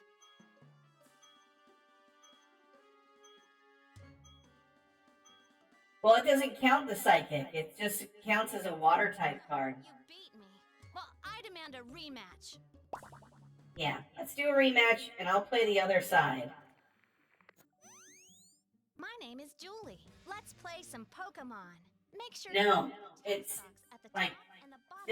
this is baby Pokemon card playing. Ready? Let's play. But actually, even now, I think the modern game, like it's the typing that plays with weaknesses and strengths and all that. Typing of the card. So like you're not gonna have like unless the move itself says like act as a fire move or something like that, you're not gonna get cross typing attacks. What do they need me to do? Drag big slap go. Free prize cards. Flip the coin. I go first. I haven't played the new one either. I played the old TCG one, but they just recently, I think like this year or last year, switched over. I mean, I have no idea what you're talking about. It's 1999. No clue. Can I put? Yeah, I can put multiple Pokemon. Can't do multiple energy, so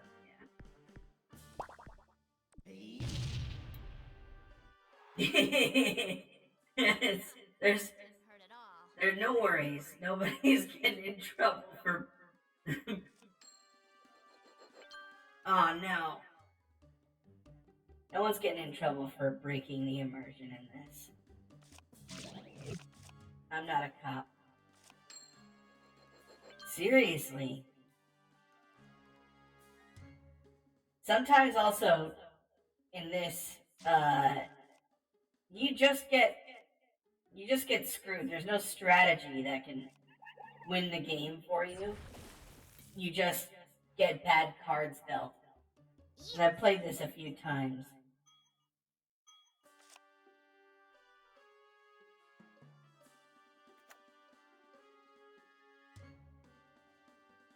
Right, only one energy.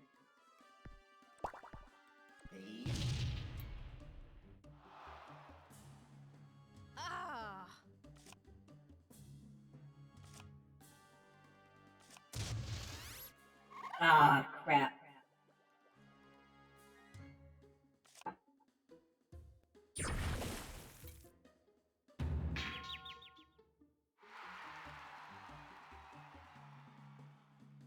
Yeah, see, I am literally in the same position that she was in earlier. I only have Diglets lined up, and Seaking can do can one-hit KO. Let's see.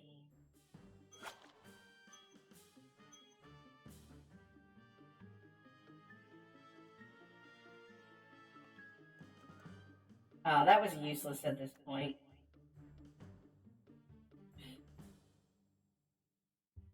No, I get it. I forgot that Switch was for my Pokemon and not for her Pokemon. I don't want to make that.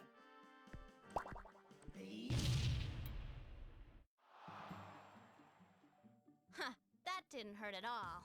Now, the computer could be dumb. But I don't think that they will be. Yeah. No, this is the end for me. Which is fine, because that's going to end it in the perfect time. To move on to our next segment. Which is the long one.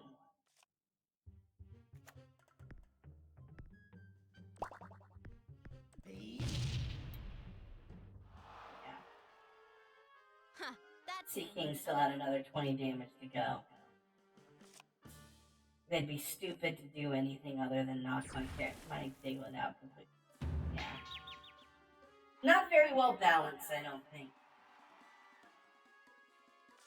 Knocked out of the arena.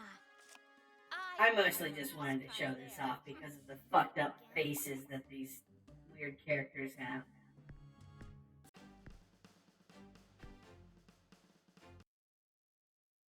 Alright. And then now, of course, I have to come back here and fix everything.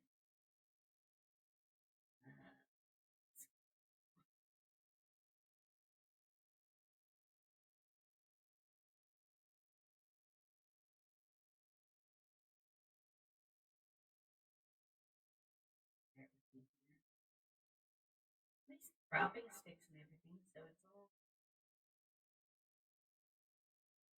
Yeah, no. Anyways, switch over to this. Hey, no worries. Thanks for stopping by, Winter Kid.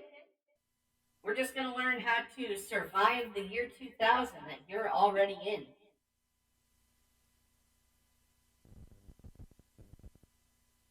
Now, this video my dad made me put on this stream. Thanks, you too. He said that he wanted to make sure that I was, you know, providing some beneficial educational content. I kind of snuck in and recorded a few cartoon openings over some of the more boring parts. In space. So, I think we should be okay. Our home. Our civilization. Hey, thanks for the follow. How could the omission of 2 simple digits affect the destiny of all humankind? Y2K. What does it mean? How will it affect you, your family, your community, crazy in the coconut, our world? Y2K. How can we prepare individually? How can we work together as global neighbors to make the best of whatever may occur before and after January 1st of the year 2000? Y2K. From its historical roots to its possible effects on the future of civilization. Effects that are so complex that guy in the background going ham on the synthesizer. Calculate the multiple ramifications of what may occur. I'm Leonard Nimoy, your guide, as we explore all aspects of the Y2K phenomenon, including how we, humankind, can utilize Y2K as an opportunity to look at ourselves, to analyze where we've been, and to adjust our sights for the future.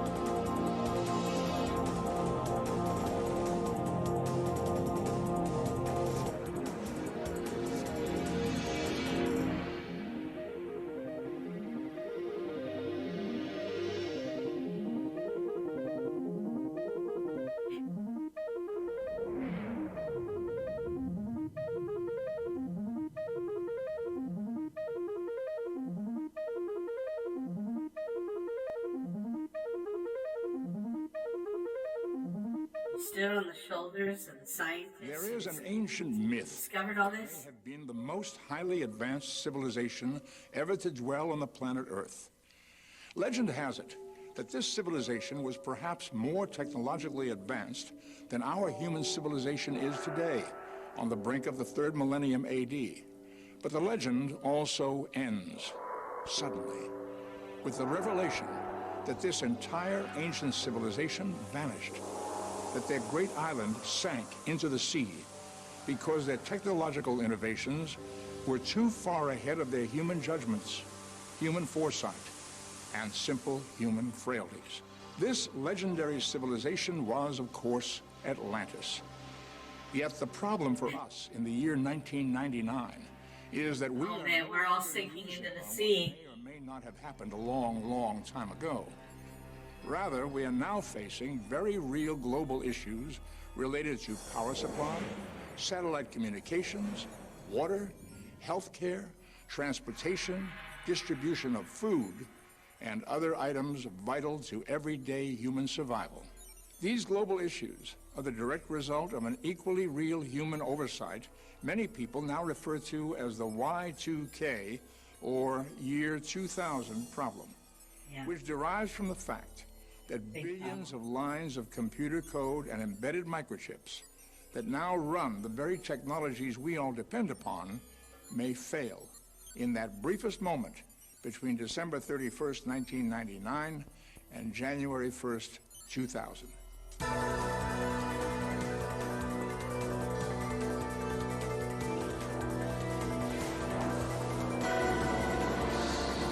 And so, we recall the fate of Atlantis.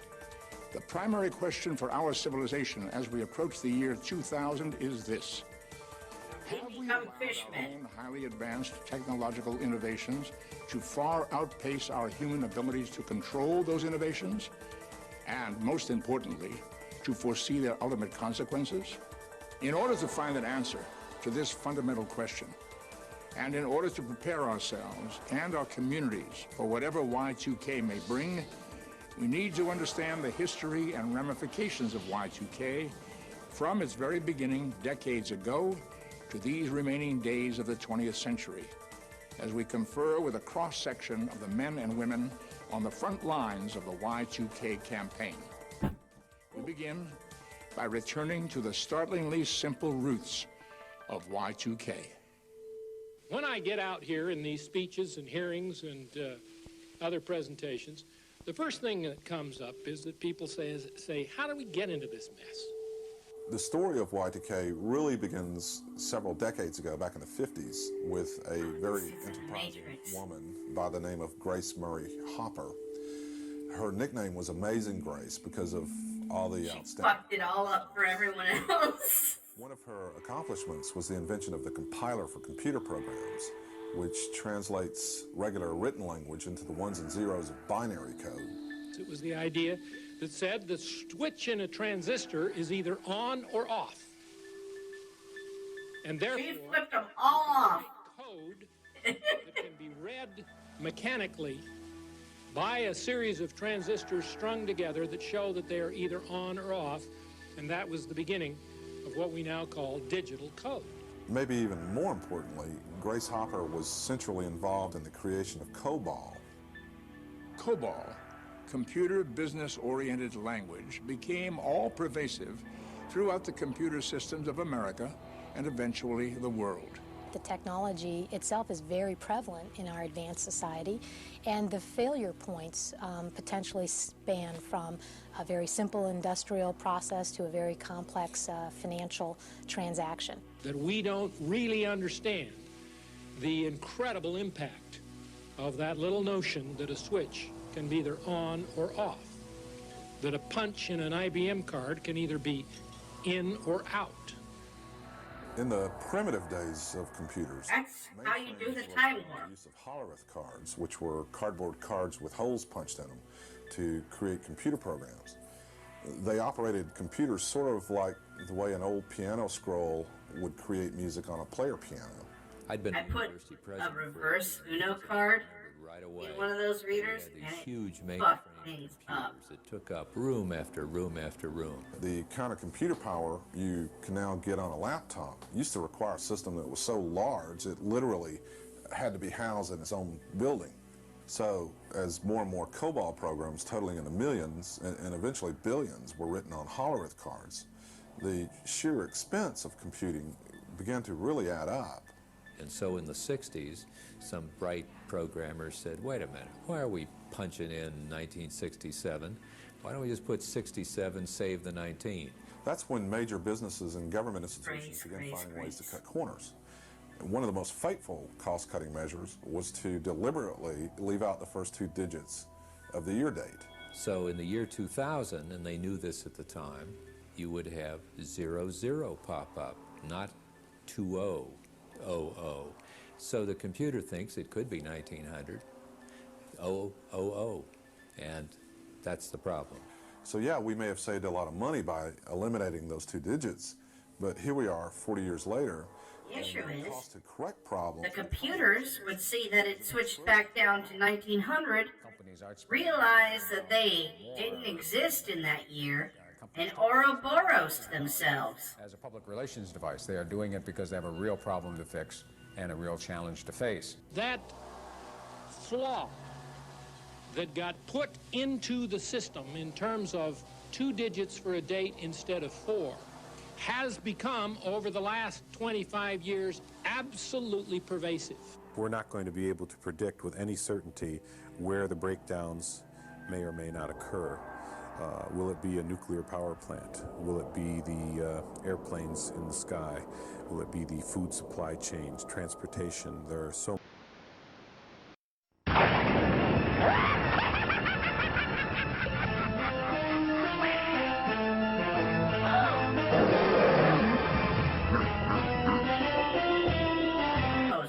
got you guys covered.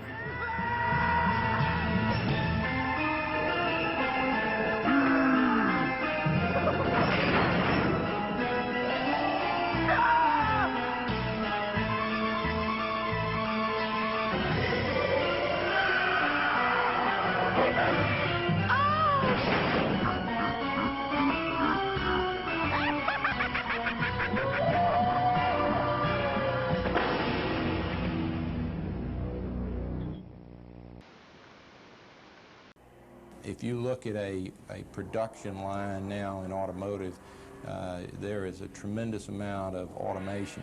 You, in most cases, find that there's a software program running in there that has dates in it.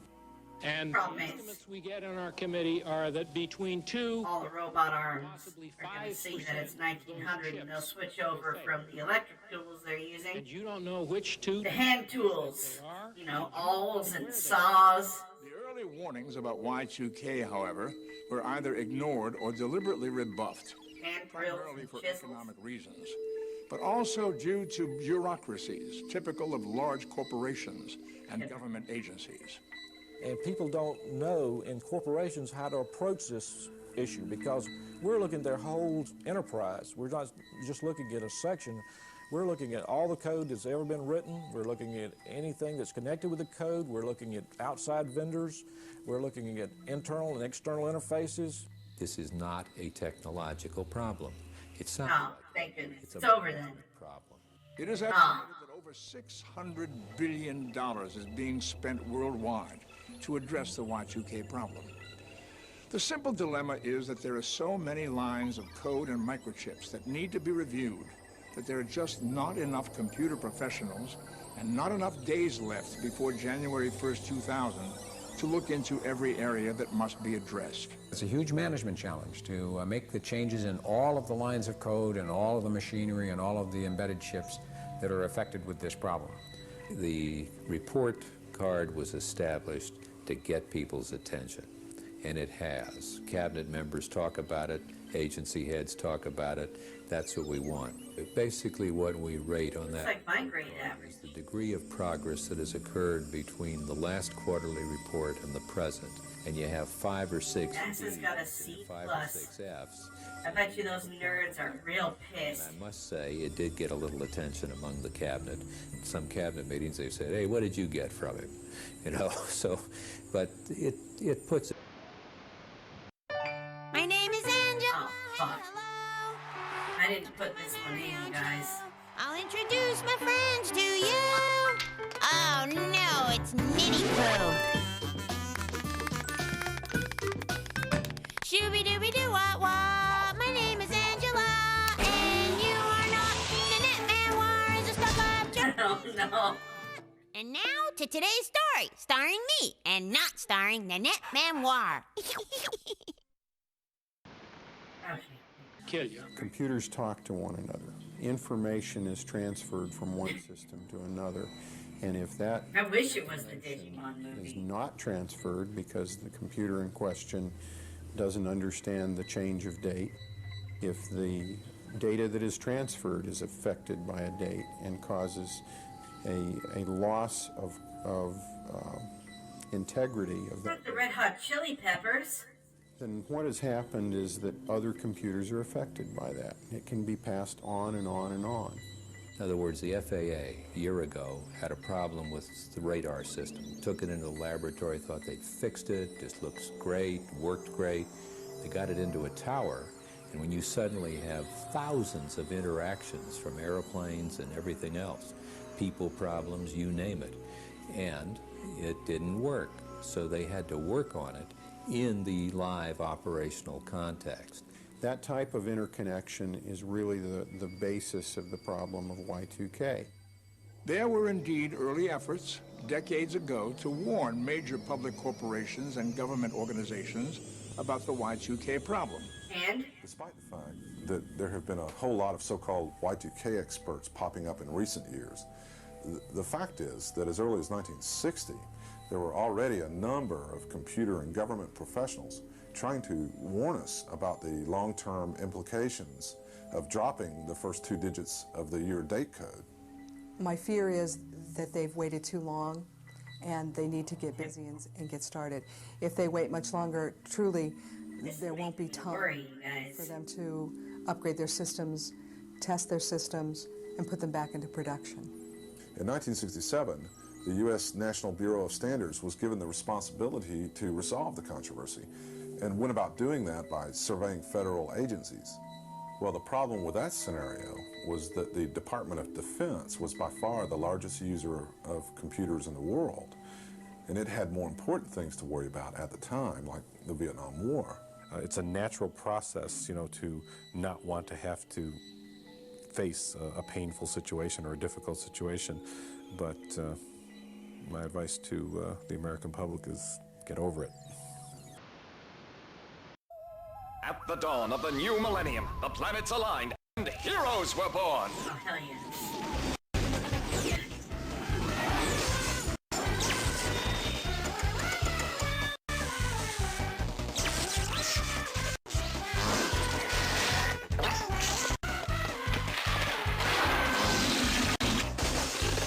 God.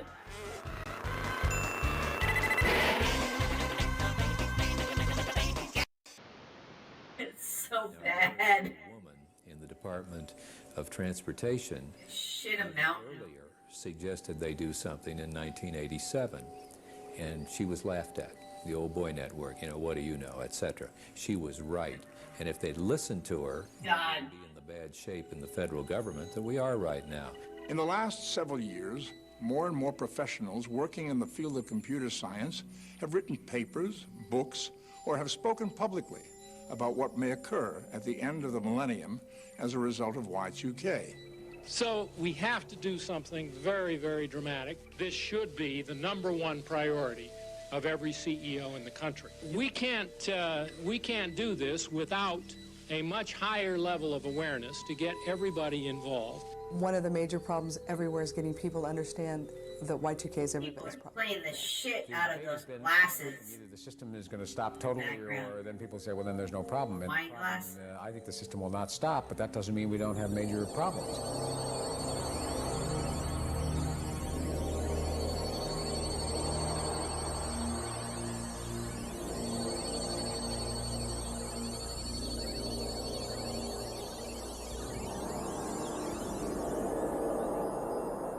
This isn't poignant at all. Goal in this program to help families and communities across the world to prepare and to work together regardless of what may or may not occur as a result of Y2K.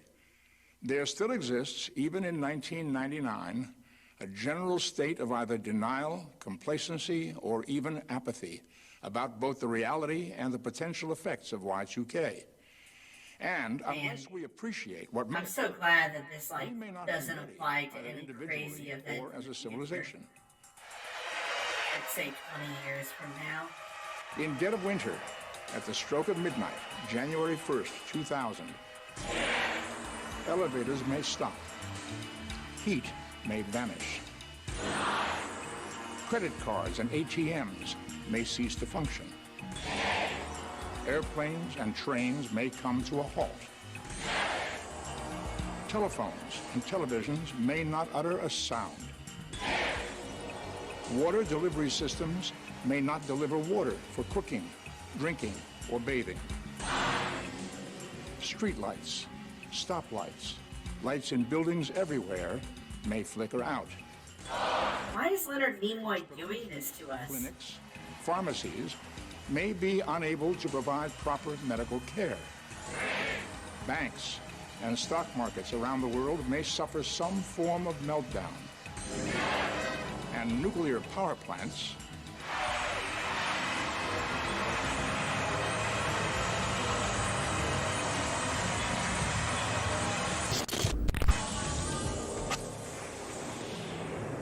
may cease to generate the electricity we need for all aspects of our daily lives. What is going to happen is a combination of events, hundreds of thousands They use this same filter on that will affect Disco. other systems. One of the key aspects of chaos theory is the idea of sensitive dependence on initial conditions. which basically means that one small thing I know a thing about chaos theory. cause really big things to happen on the other side of the world. You will start to see systems coming down. You have a potential for power outages, water outages. My main worry is the energy grid. And if we can't get power, we can't get water. Water will be available in most municipalities, but I am convinced there are some where the water system will break down. It'll be more like a cancer where one little problem kind of leads to another problem, is connected to another problem. I think we should all prepare ourselves for a ground war on the year 2000 issue when it comes to insurance coverage. I expect we will have brownouts and regional blackouts. Communities will have disruptions, and maybe this other community will have a different disruption than this one. So it's something that is totally unpredictable. And it will just kind And in the end, it's right. A lady at the IRS here a few months ago, and she had 3,000 people working on the year 2000 conversion, and still can't get it completed by the year 2000. I think there are individual banks that will probably go bankrupt. There are individual credit unions that will disappear over this issue. We get people who email us and say, I'm a Y2K fixer at a major bank, and every time we try it, it crashes. There are medical machines that will fail in ICU units. What we're finding are computer programs that don't work. The hospital's revenue stream may stop, just dead stop. Some people will die. Not doing anything about the Y2K problem could lead to failure of up to 330,000 small businesses. You know, things just kind of topple over one after the other. We're talking about a loss of a way of life, you know, our dependence on this uninterrupted.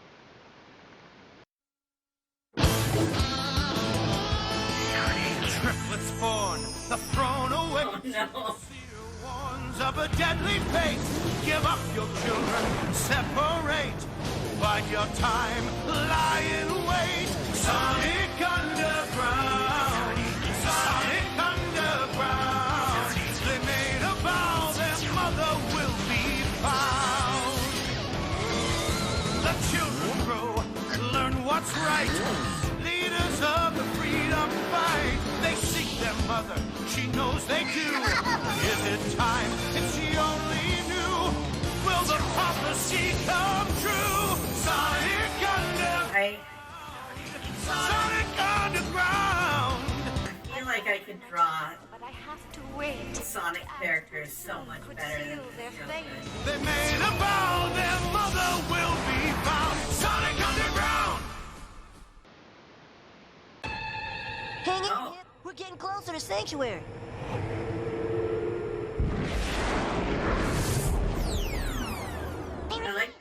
We're lucky. He's still 200 kilometers from Sanctuary. Get ready to fly, sis. They're all voiced by Jaleel White. I forgot about that.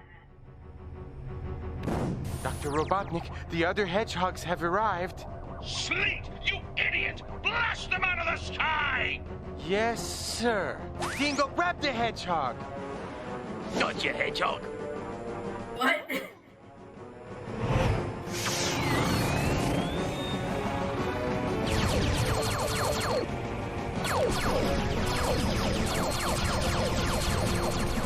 Why isn't there a basket man?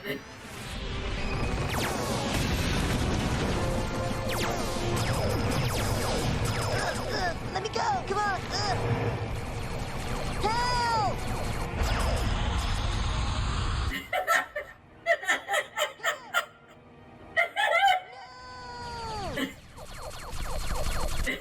Why is it so fucked up? Like... Sonic, look! How high up are they? You're lucky I'm saving you, you useless moron.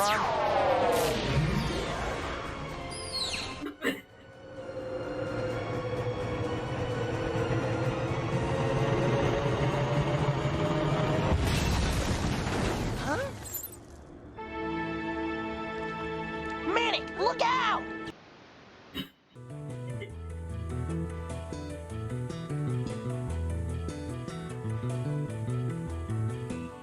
Despite all the computer systems that need to be reviewed, and possibly fixed, and despite all the possible consequences of Y2K that have been outlined thus far, there is indeed ample room not only for hope, but even optimism in some areas. A number of vital government organizations, such as the Social Security Administration, have been working on Y2K since 1994 and will be ready for the year 2000. Major banks, such as Chase Manhattan, have been addressing Y2K since the early 90s and have diligently prepared for the year 2000 turnover. Even in the world of personal computers, Macintosh systems have been Y2K compliant since the mid-1980s. And President Clinton has appointed a special Y2K czar to oversee a nationwide campaign to address, review, and resolve every aspect of Y2K as it affects America and the world. I am the Y2K czar, and I wish all of you a happy year 2000. As of this date, all systems are required to be compliant with the year 2000, and I will oversee as such. Do not panic, citizens of Earth. You will be safe. This I promise. Good day. The first thing we have to do He is seems have the like a public nice guy. feel comfortable that they know what's going on. They know what's being fixed. They know what still remains to be done. They know where the risks are. The second thing they need to know is that we're managing against the problem, not just the federal government, but the major companies in critical sectors in the economy. In other words, even though our society has been slow to realize the full implications of Y2K, human ingenuity is now at work on both large and small scales. The FAA has been having meetings and schedules that are being set, and every piece of equipment has been identified that will need software modifications. We also have backup systems for backup systems. That's the way we always do business. And Right. I'm sure that It's the an airport. priorities You have to of have keeping those. flights going is going to be number one for the economy, and number two for the safety of everyone. The problem has been worked on now for 2 or 3 years at a steady pace, and we're making good progress, and I think we found the major bugs. There certainly will be a lot of little things go wrong, but as a whole, I think it'll just be more of a nuisance. Of the 150 mission-critical systems in our agency, last year in September, we completed all repair Can you imagine, except for one. like, the Y2K bug happens, and you're up in space, about and your shit is not ready for it. Confident that we're going to meet the dates set by the government for all of our mission-critical systems. At this point, we have no indication that there's any reason for people to assume that there are going to be any major failings in power or telecommunication or financial systems. And in fact, quite the contrary, the major companies in those industries are making very strong and good progress. Well, we have the personal guarantee of the I think czar. people will pull together into this year 2000 version, and we'll pull together as one unit and get this done. I don't see that there'll be a catastrophic failure where there's riots and, people running around shooting each other and things like that. The people that Well, I mean, this is America. and a year's supply of food and run to the mountains will find a lot of other people with guns in the mountains in a bad mood. Yeah. So it's best to stay in your community. This is a Plus, the mountains are already full of people in bad moods. If the immediate response is to buy machine guns and camouflage and lock ourselves off from our neighbors, well, then what's happening is what's in the human heart is boiling to the surface. That's why Christians have Oh, so that's our true nature then. with a non-selfish, serving kind of mentality that makes a difference in the lives of their neighbors. It starts with you. And I think if everybody does their job and puts a lot of thought in it and does the right thing and just simply prepare, then I think you'll make it just fine. One of the things that the Y2K event is likely to initiate is a rediscovery of community. Most people today have lost touch with community.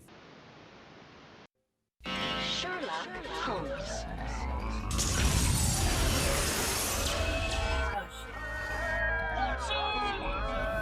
Bring Sherlock Holmes back explain. It's elementary, my dear Watson. Sherlock Holmes in the 22nd century. Sherlock Holmes in the 22nd century. I can't believe that this is all true. This is all gonna be real. Moriarty.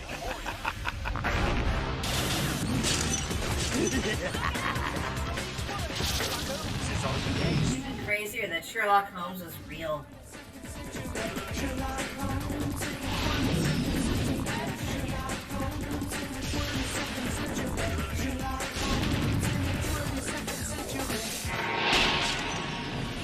Elementary, my dear Watson.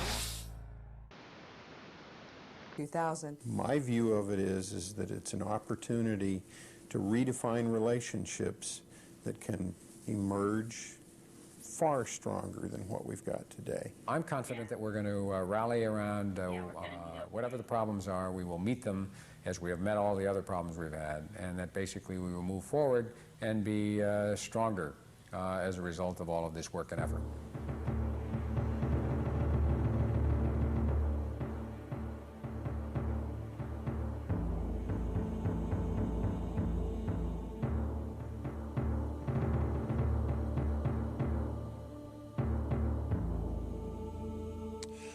By this time, in the year 1999, the term Y2K has entered the public consciousness.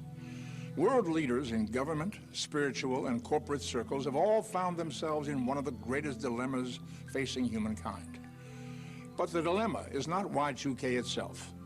Rather, the concern for world leaders is how we, as individuals, as communities, should best approach Y2K. But the reality is there are no Y2K experts. And this is because nothing like this has ever occurred before in the history of humankind. The reality is no one knows exactly what's going to happen. So, the real dilemma facing not only world leaders, but each one of us, is how to find a clear, reasonable, balanced approach between those who call for extreme survival measures versus those who advise no action at all. The very best we can hope to do, therefore, is to prepare as individuals and as families so that we each feel secure, and to work together in small and large communities as local and global neighbors. How to live without electricity and enjoy it. 1. Purchase a gun and 1 bullet.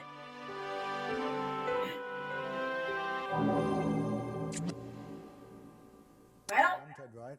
I spent 4.5 years everybody, in Special Forces. draw straws. We got to figure out who we're eating And I first. travelled from El Alamein in Rome. I was part of the Desert Rats team, and I ended up at outside Rome, and I survived Anzio. I have seen just about every condition of human misery and privation in my time. I am a family safety preparedness consultant. I've been doing what I do for 18 years. I'm happy to be a part of this team, and I hope that our message will be received positively. Concentrate on basic needs that you might have to spend a couple of weeks using those supplies before a distribution system is renewed. I think it's a very important thing for communities to have a constructive dialogue with their elected leaders and their local businesses about what their state of preparedness is and what their state of readiness is. Learn how to put a little water away. Know how much per person to put away. But also keep in mind that there's compounding interest with all the water that you save. If any. Know what you're going to do. Water, and I've said it for years, is going to be a prime problem in this country with regards to fresh drinking water. It's already a problem now. It's been highlighted in newspapers, periodicals, magazines have all run specials on this. Have a minimum of at least 4 So this is the first each book family member in storage as soon as possible. 1 gallon per person is accepted by FEMA and the Red Cross as the very basic requirement. So for 1 month, 30 gallons per person is your target. Other than buying water, fill every container that you use. Milk, juice, soda pop, rinse it out and fill it with fresh tap water and store containers in a cool, dark place. Howard Hughes did this, but that was water. My house purpose. Next to the need for drinking water, need for flushing water is number 2. Fill trash cans or any large containers, no matter if they're clean or not. Yeah, About that's what you use it for, is number 2. Toilet water. Quantity, not quality, is the order of the day. In rainy areas, put barrels under the gutter spout and you have free water. Now, in most of the manuals put out by the Red Cross and FEMA, it tells you to put a plastic trash bag in your toilet and use the toilet normally, seal the bag when it's sufficiently finished. But that is one of the most destructive things we can possibly do, and I urge everybody, as I have done for years, do not use plastic bags for your toilet. As soon as you seal the bag, the waste inside starts to cook, and that generates germs, it generates all sorts of bacteria. So those plastic trash bags are going to deteriorate, and you're going to have a potential for an outbreak of disease like you never saw before. If the toilet doesn't work, a chemical toilet is the answer. The chemical toilet is most desirable for family safety. They're very affordable, costing even less than $60. If you cannot afford a chemical toilet, well, a good-sized bucket and an adapted toilet seat will work if you're careful. Use this toilet and when finished empty down the regular toilet. By observing the reaction of the flushing as you dump the homemade chemical toilet, you will learn how much water to keep in the bucket at all times. Under no circumstances dump the chemical toilet waste of any kind in the yard. Let's take the example of an apartment complex with 50 units in it. We have to get together. We have to put the responsibility on the owner or the management of the apartment buildings to make a communal toilet, to pull in the toilets that we see on the construction sites, etc. If people have to pay an extra $1 a month in their rent to make sure they have some toilets out there for them, like we do at expositions and ball games. If they can do it for ball games and gatherings, we can do it for an apartment complex or condominium complex. Personal hygiene is always a problem with no water. Stock up on baby wipes. Clean underarms and private areas daily with baby wipes. The next thing you want to do is really get stuff that you eat, that you're used to eating, that will last into the year 2000. There's tons of things such as tuna fish, potted meat, all kinds of potted meat products, bean products. And so we're urging that people prepare food, water, other things for about a month to 6 weeks. The other aspect of that is that we're urging people strongly not to think that they can survive this alone. This is about community. It's about networks. And so beyond about a month, you have to be networked and you have to be in community. There's no way any one family could lay aside, enough food, enough resources to survive this thing on their own. Right, but if a family is storing food and resources, you need to have a minimum of 4 weeks of food for this emergency for each family member. Same as the water, remember? And also, pets are family members, and they need food and water for the same period of time. The body needs a high concentration of protein and minerals to stay healthy. 50 to 60 grams of protein a day is a good guide, and the average adult should consume this much protein. That is approximately 1,500 grams of protein a month. If you have the time, a dehydrator is worth its weight in gold at this particular time. Homemade jerky can be stored with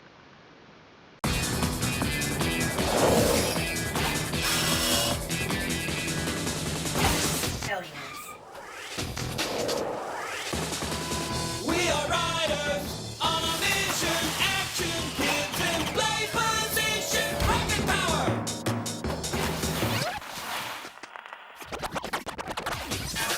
Thanks, Mark Mama's phone.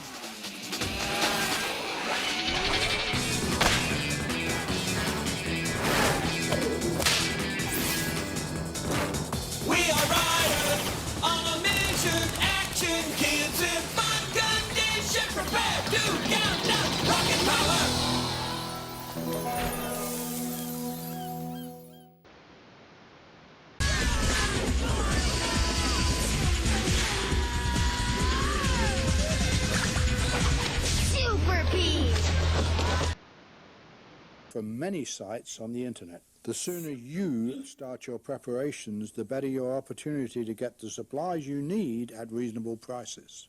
Y2K specifically is going to affect our utilities and our services. We can't do anything about the telephone, we can't put the power back on, but we have to have alternate means of heating and alternate means of lighting. Now that we have covered the subjects of food and water storage, let's move on to the problems of staying warm and having emergency lighting. If you have a fireplace or a wood stove and you don't have any fuel or you've run out of fuel, you can burn newspapers hand-rolled into logs. Basically, you roll the newspapers very tightly and fasten them with metal wire. As for heat, a good modern kerosene heater is the way to go. They are safe, do need ventilation of course, but are very efficient and economical, using under 10 gallons a week, burning 10... What if the carbon monoxide monitor has software in it that fails at year 2000? Try to heat the whole house. Select one room large enough for the family and use that one room for living in. For this 4-week period, it's not that big a deal. There is a long life flashlight, and boy, it's apart from all the rest. I have one and it's just amazing. Mine will go 2 years on one battery. Candles are a pleasant but controversial light source. If you are going to use them, be very, very careful, as they can be as dangerous as they are useful, especially around children. You may want to purchase an oil lamp from your favorite discount store. Oil lamps are one of the most economical ways to provide emergency lighting. 2 gallons of lamp oil is approximately a month's supply using your oil lamp 5 hours a day. There is also the crank radio and light that is very, very efficient. Hot meal? Sure, if you want to. Keep warm? Why not in a reduced living area? Be sure to stockpile plenty of the fuels you know you'll be using, such as firewood, kerosene, lamp oil, etc. You may usually keep these right next to the fireplace. Available. Make sure you have plenty of batteries on hand for your flashlights. If you don't already have one, a fire extinguisher. You should have a good basic first aid kit. I've urged people for years, go to your doctor and ask for an extra prescription so you can cycle your prescriptions and have a month ahead of you. No doctor will issue a prescription ahead of time. Watch the skies coming at you, a hero. Oh, this is loud as hell. He locks horns with disaster for the red and white and blue. Then was born of a robot, miracle of science, ready to catch large monsters, supercharged and quick on time draw. Pretty darn good, but he needs help. The big guy, he's a big deal. Hard to roll and fist of steel. Covering implemented peace. We must be at his heel. They're a mighty team. The boy robot lives his dream to be a legend in his story. It'll be interesting to see if any of this gets marked for copyright.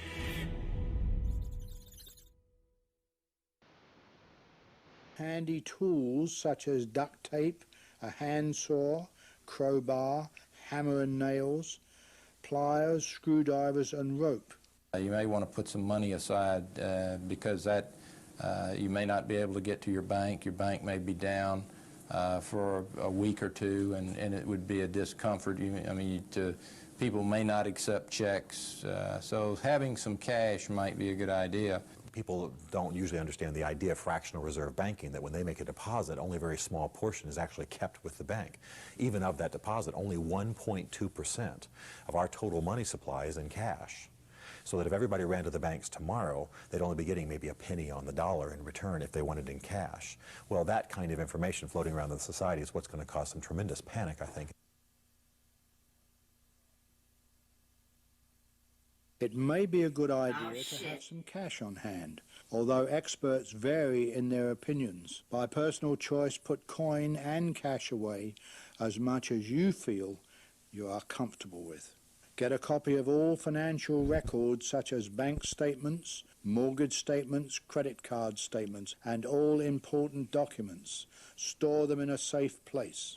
Have written proof of financial assets as much as you can. We do not recommend pulling all of your money out of the bank. Just document what is there. Tell your children they don't have to worry about Y2K because your family will be prepared if the water or electricity goes out for a few days. And if you don't think that's the case, lie to them. Reassure kids that this is not the end of the world. Involve them in a meaningful way. You know, if it comes to storing a little Tell them food that or it'll be you know, putting batteries in the when they're an flashlight, adult you that will give be kids a happening. meaningful role in the process, because it literally is true that in times of catastrophe, everyone is a leader at one time or another. If your child is old enough to understand Y2K and to help out around the house, you need to explain Y2K to him. Let him help prepare. If the child is not old enough to help you or understand Y2K, then don't tell them. I mean, You might have to lock them up in a basement and forget about them. pretty resilient. Only those who contribute to the society will be able to continue For your in that society. well-being and morale. Have games that It require is. no electricity. Books, Dog eat dog. playing cards, puzzles and crafts. These will keep you and your children happily occupied. Tell your friends Well, the and gases relatives that seep in, preparing for take your temporary sanity. shortages and outages caused by Y2K is a good insurance policy. You don't expect your house to burn down, but you're still insured against that possibility. Now that you have seen some of the ideas in this program, you know how easy it is to start your own short-term preparations. Many people, especially those who live alone, are overwhelmed by the potential of this Y2K dilemma. Remember, all problems have a solution, and people will continue to work on the problems we have outlined in this presentation. If you would like more information about my educational materials regarding Y2K, my newsletter or other products, please call. A glorious world falls. From the ashes rise Oh, shit, this is Y2K, isn't it? and evil. The time It's happening. for a hero to master the greatest power the world has ever known. Cyber 9.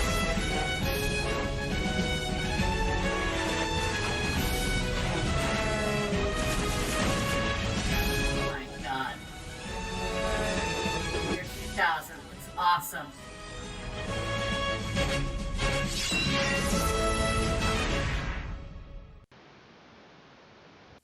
Y2K is a computer problem, but it's going to face the individual with their own reality.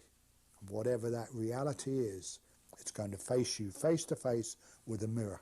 And in that mirror, it's going to be you. It's gonna be real dark mirror, ain't it? You, your family, and your Almost like community a black prepare mirror. for Y2K. Do you have at least a 3-week supply of water on hand? No. Do you have at least a 3-week supply of food ready? Primarily canned and dried foods, which are not dependent upon refrigeration for freshness. Do you have hard copies of all your important documents? No. Such as bank statements, stocks, assets, birth certificates, and so on. Do you have emergency independent lighting, such as flashlights, kerosene lamps, oil lamps, candles, and matches? As long as they can be plugged into the wall, baby. What will happen in the dead of winter? If you live in colder climates, do you have emergency heating methods or other means to stay warm, such as a well-prepared fireplace, at least 3 weeks of kindling, real or synthetic fireplace logs, as well as sleeping bags, heavy quilts, heavy coats, thick gloves, thermal underwear, and socks? No. Do you have backup cooking methods available, such as a kerosene camping stove, barbecue with ample supply of charcoal, or a fireplace and cookware appropriate for an open flame?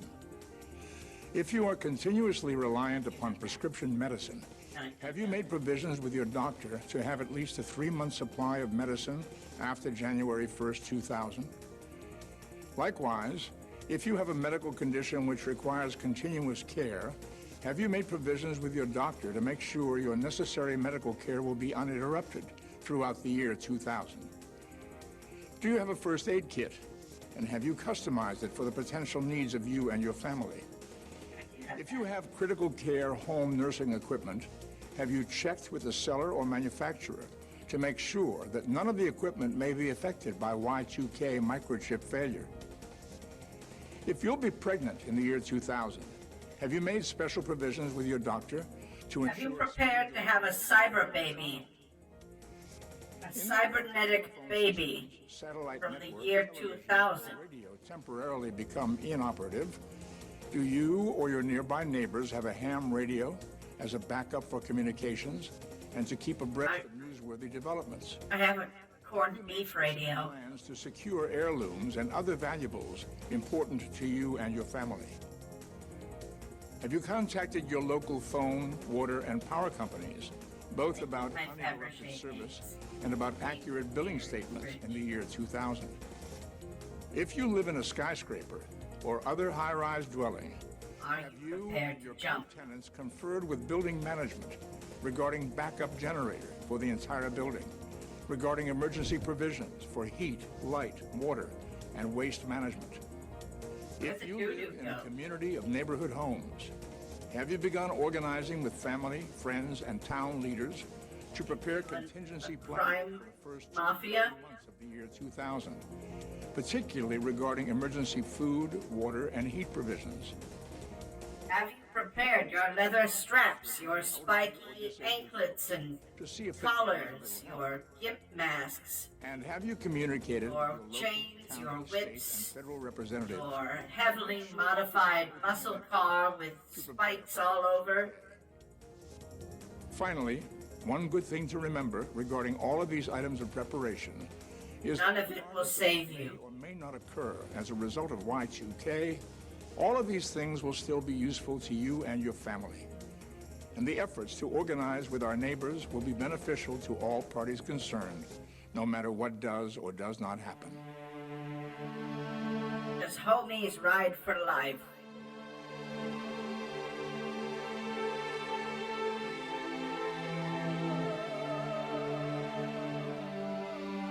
There is an ancient myth of what might have been the most highly advanced civilization ever to dwell on the planet. Bring it around, man.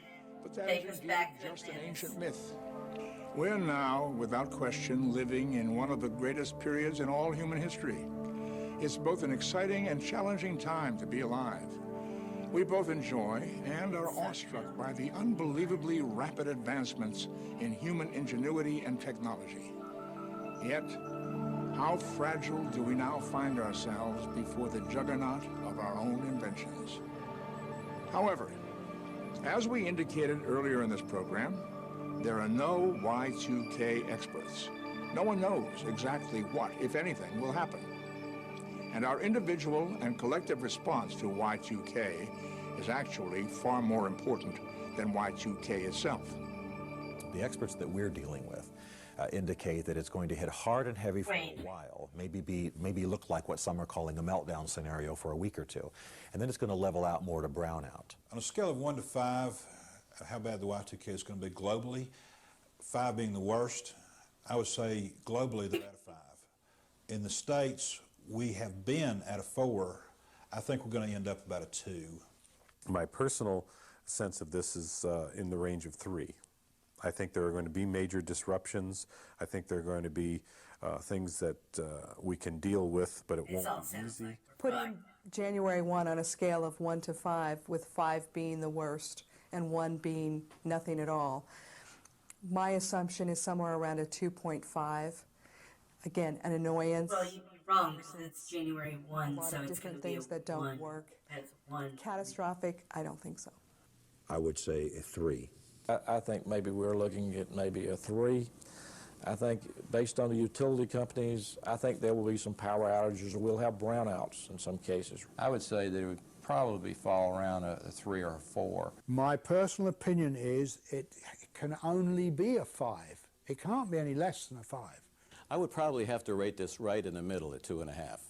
And the reason is because we know that this is an inevitable circumstance. I would put the year 2000 problem for the world at a 3 with a wait-and-see attitude. In a very real way, All right. we're all responsible for Y2K. Happy New Year, Dirk. And there's no one to blame, morally or otherwise. Good We've all dreams. benefited from the technologies which have improved And our lives. let's hope And we that encourage those same switching of the year does not doom us all. rates. And yes, perhaps we are now realizing that we've taken them a bit for granted and have indeed become too dependent on the byproducts of our collective innovations. And so, we must not only prepare as families and work together as neighbors, but we need also use this moment in the development of our civilization as an opportunity to look at the long-range effects of all our human endeavors. Looking beyond Y2K, whatever perils our very human ambitions and short-sightedness may lead us to, our even more powerful human spirit will find a way to overcome. So, let us use the Y2K challenge as an opportunity to reflect on where we're headed as a civilization. Perhaps the most important opportunity we've ever had. If the omission of 2 simple digits can have worldwide impact several decades after its inception, we must ask ourselves, before we rush too far forward, what are we doing now in genetic engineering, with cloning, with the development of bacteriological warfare? Where is he going with this? Death ray technologies. What? Land, air, and water that could have long-term, unpredictable worldwide effects. And what can we do as the inheritors, the caretakers of this world? What can we do to protect our home, our island in space? Earth.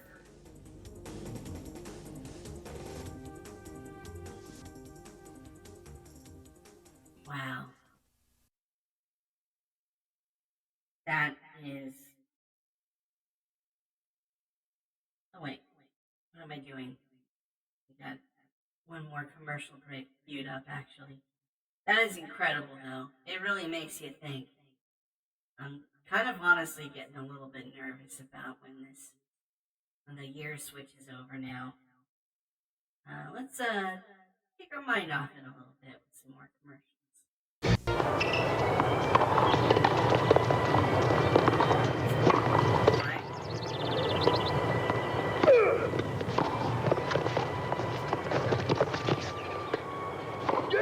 There are only 2 ways to get close to Anna Kournikova.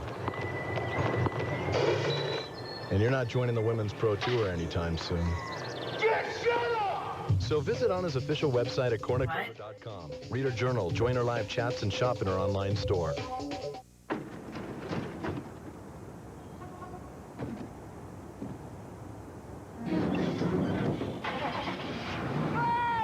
Can't get enough peanuts. Sweet. Look at him go! Of salty peanuts.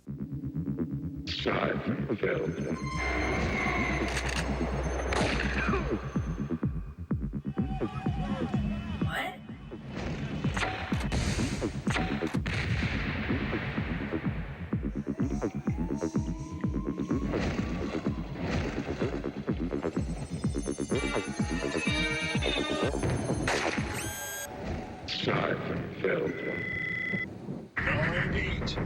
I think that dude's a murderer. Ah, there's nothing like a vacation for unstiffening one's tail and getting the wildebeest out of one's whiskers. Good company, the calm of the ocean, and the particular effervescence of Schweppes. Hey, Todd, how's it going? Christopher. Be right back. Frightfully ugly, but useful nonetheless. Schweppes, just... Maybe not necessarily voiced by Kelsey Grammer, but yeah. Happy New Year!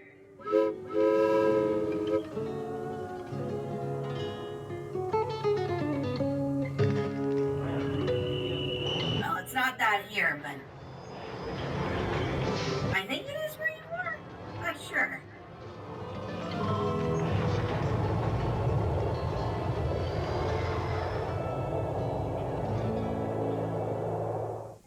the years, we tried to improve wheat thins. There were arugula mango wheat thins. Whoa!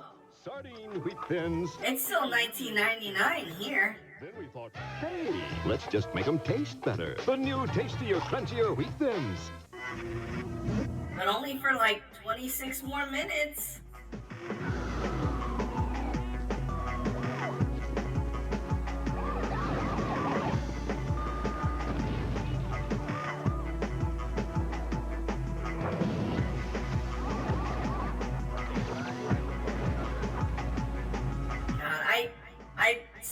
I'm so excited for this game.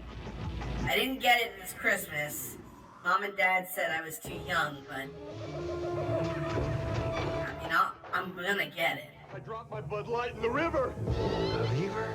For the love of Sumatra. Yeah. Bud Light in the river, It's supposed to be crazier than the last one. Who's with me? Show your hands! For the great taste that won't fill you up and never let you down, make it a Bud Light. Come on, Stumpy! I mean, I only have my CDI in this computer, so... Toys you can't find anywhere else. Like the all-new musical trio. Featuring an electronic keyboard, karaoke machine, and electronic drum set. Bringing the sweet sounds of music into the house. Okay, the garage. Couldn't be easier. Just click here. My dad would build a basement to lock me in if I was like that. Only at kbkids.com. We get toys.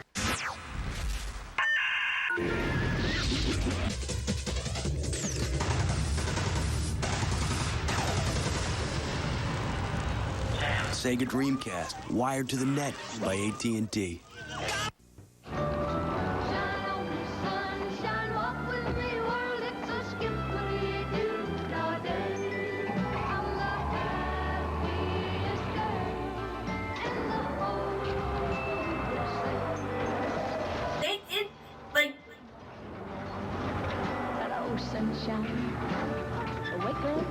They did that to a real car. Make room for shoes. The world's biggest shoe store is here. NordstromShoes.com. It's a movie. Bride of Frankenstein. Oh, we're starting. Oh, okay, we're starting. Okay. Eating. He's another barfing it. Scarface! Is that Steve from Blue's Clues? His fingers. Goldfinger! Velveeta Chili Dip. It's Velveeta Chili Microwave. 2 syllables, all gone. Sticking out. Such a pig! Babe! Oh, is it my turn? Velveeta Chili Dip. A clean plate every time. As New Year's approaches, we're starting to see some problems. 6, 5, 4. One thing's on everyone's mind. He loves. Oh my God. Here's the chili, it never fails. Y2K, the movie, NBC tonight. CBS Friday. An international phenomenon takes New York by storm. Fuck yes. He's Red Hot Ricky Martin in his first ever network special. Join me and my special guests, Jose Feliciano and Carlos Santana. Ricky Martin, one night only, CBS Friday.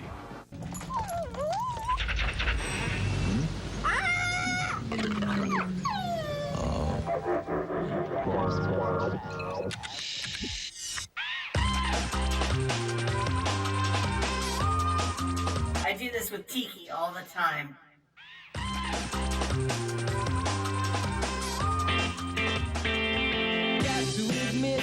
Oh god, that's gonna be a copyright. Burn your own CD. I should just talk over it a little bit. I'm here to demonstrate the advantage of the GTE Wireless FamilyNet Share Plan. With the FamilyNet Share Plan, you not only get wireless phones for everyone in the family, you get a cheaper rate because you all can draw from one pool of minutes. Let's say your son only needs a little bit, but your daughter really chews through the minutes. Who are you? Happy birthday, Icky. Only from GTE Wireless. His name was Ricky. The R is on the slice of cake you took. Oh. Alright, so we got a little bit of time before the ball drops. So let's go ahead and switch over to just a quick tour of something classic, something that I really like on this computer. Let's go into Microsoft Bob.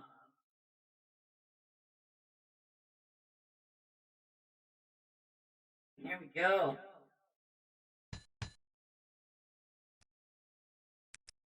Of course, I made myself an account.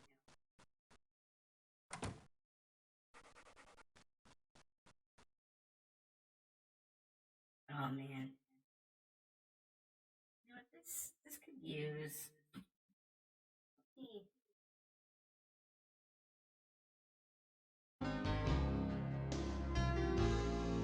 There we go.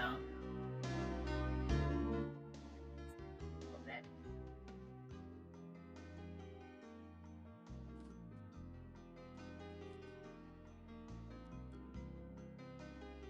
Program.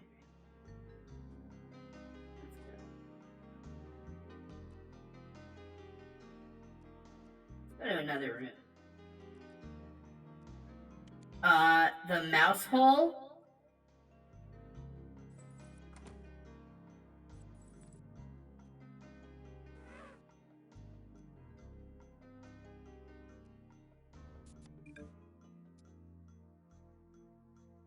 Hell yeah.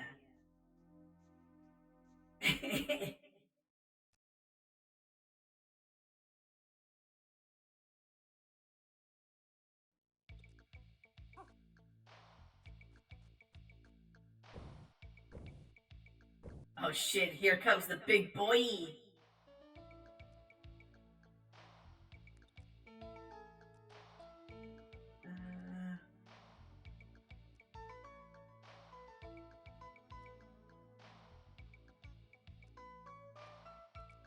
Our solar system.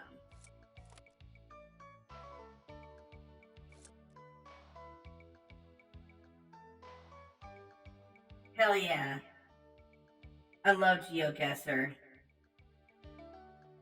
Set the answer timer. Yeah, that's fine. Okay, ready? Oh shit, he talks?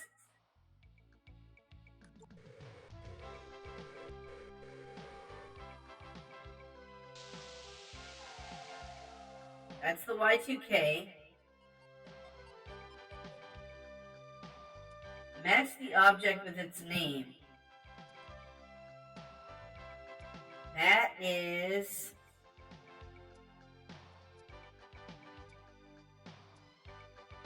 gotta be Pluto, right? Heck yes. Ask the next question. Oh, that's the asteroid belt, baby. Good one. Man.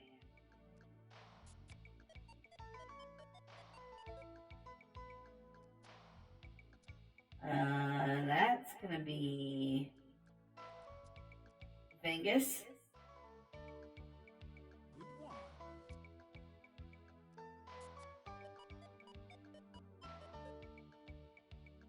That's Mercurius. Great. I'm kind of like a Steve-O Hawkins. That's Saturn. Wait, what? Oh, I'm stupid. That's Jupiter's. Why did they put a... Does Jupiter have a ring around it?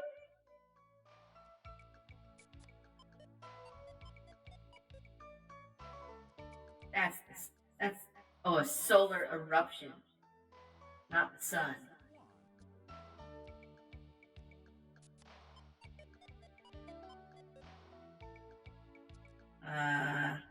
Oh, that's Earth. Good one. Good one.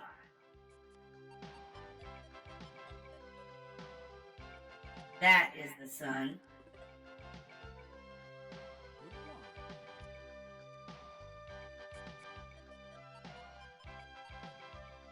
I've never associated rings to be... I know that Neptune has them, but That's Saturn.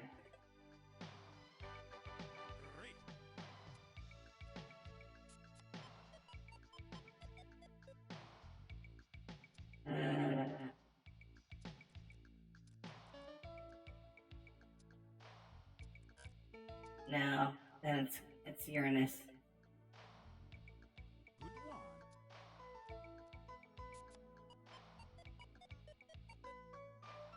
That's Earth's moon.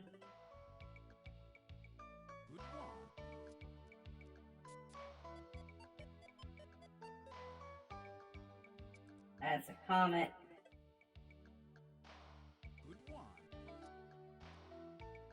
Gotta be coming up to the end here now soon, right? Mars, where the bars are from. He just trumpeted. Okay, that is Neptune. Alright.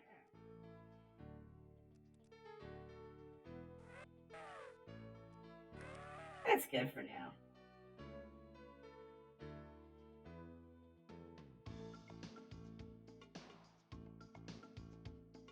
No, I don't want to exit Bob.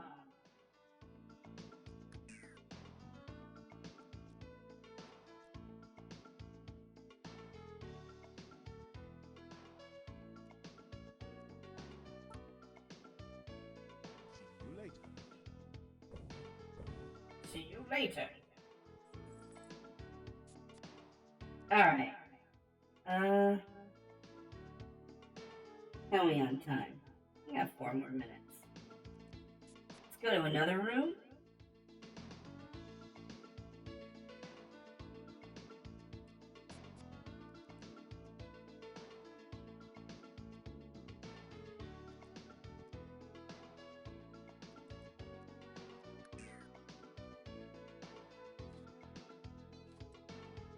No, I have to go to another room.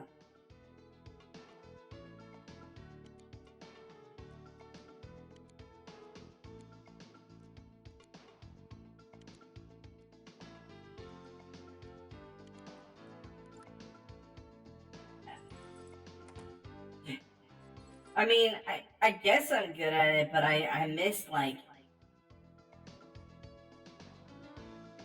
2 questions because they weren't perfectly clear. Let's add something to the room. Decoration.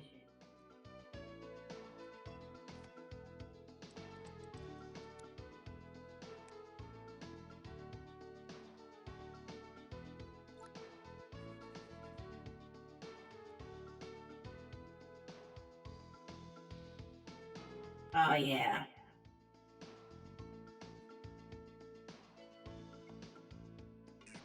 Financial guide, what is this? Household manager.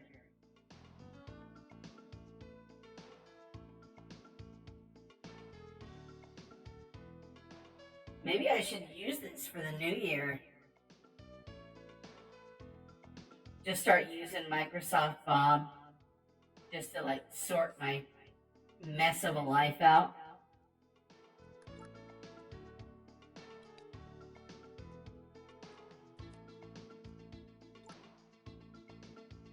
Name of recipe, category, cuisine.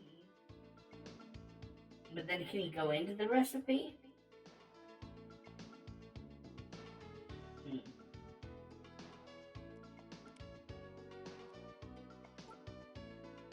Where are we at? Okay. Yeah, let's sign out of Bob.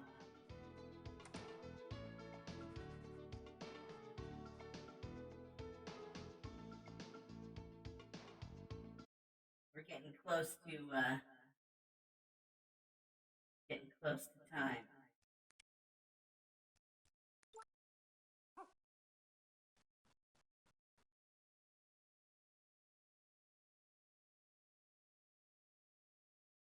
How are you doing, PD?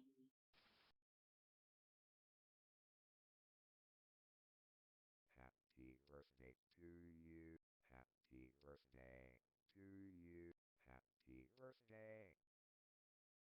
Oh.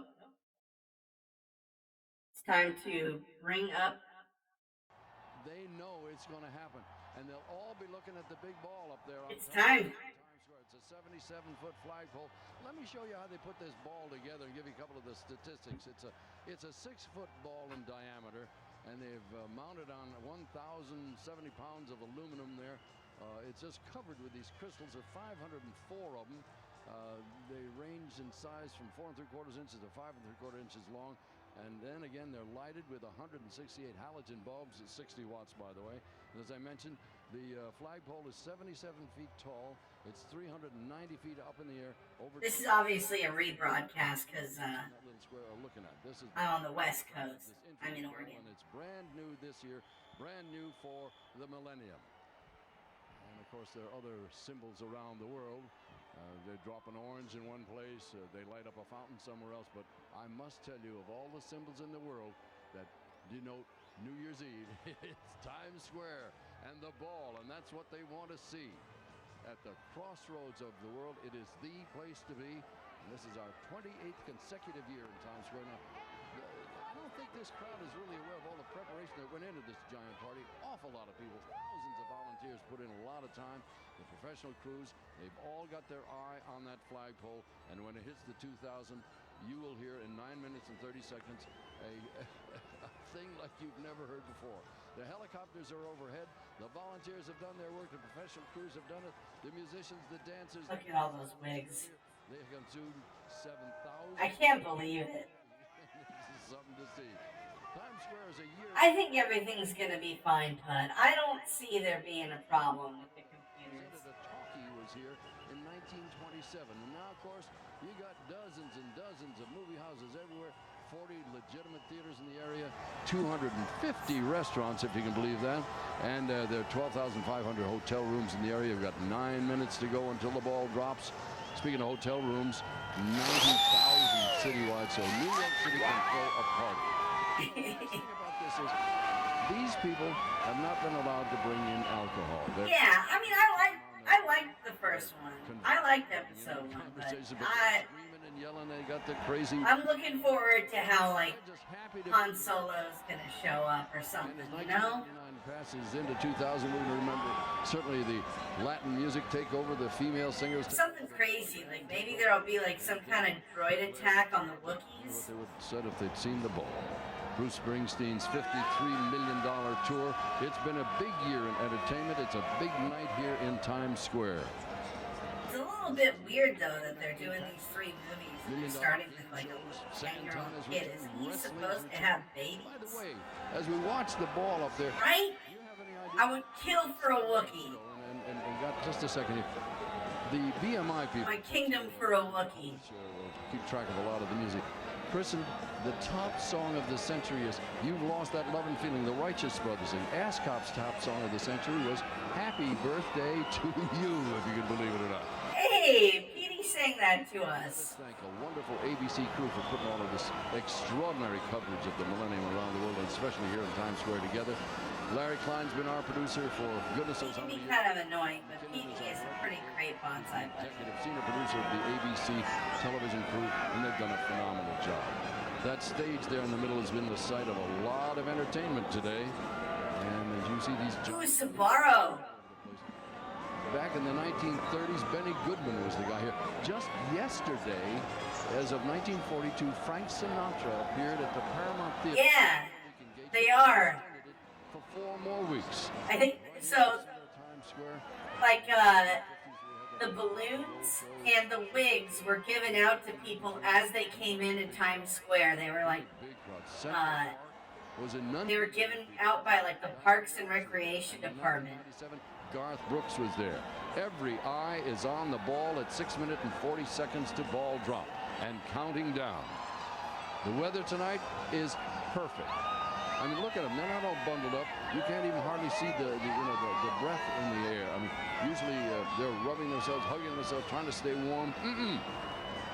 This is a walk in the park this year. Temperatures are in the mid-30s. A little earlier we said 37. It's probably down around 35 or 36 now. But they are not paying That's not too bad. any attention at all to the weather. They're in a party mood. Now, all of these balloons and the funny-looking Mylar wigs and all were handed out by the Business Improvement District here, and they have done an extraordinary job of really putting things together. It's a wonderful, wonderful party, and certainly one that will be long remembered for many, many years to come. The only thing you think about those is like, I've just heard from the control. I bet you they're not biodegradable. 7 degrees. And as I say, you would think it was in the mid-50s in terms of these. But look, they don't even have their hats on tonight.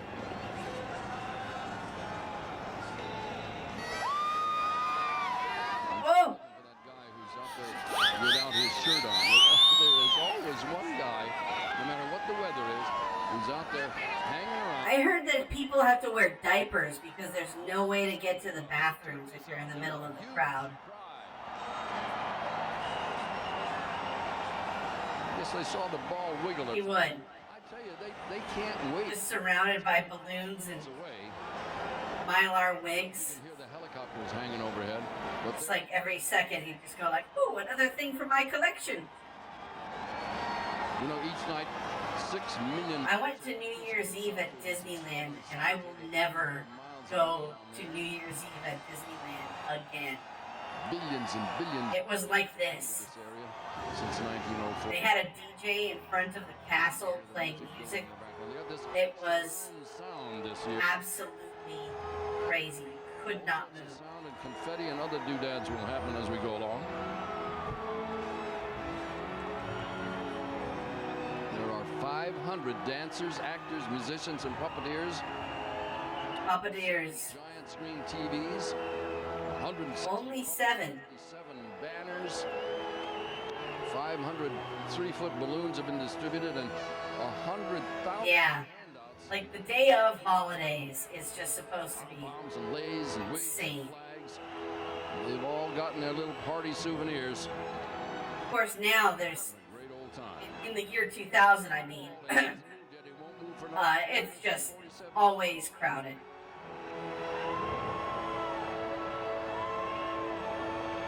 Piccadilly Circus is big. Ginza in Tokyo is big. But ain't nothing like the ball in Times Square. Crossroads of the world in New York City. This is the place to be, believe you me.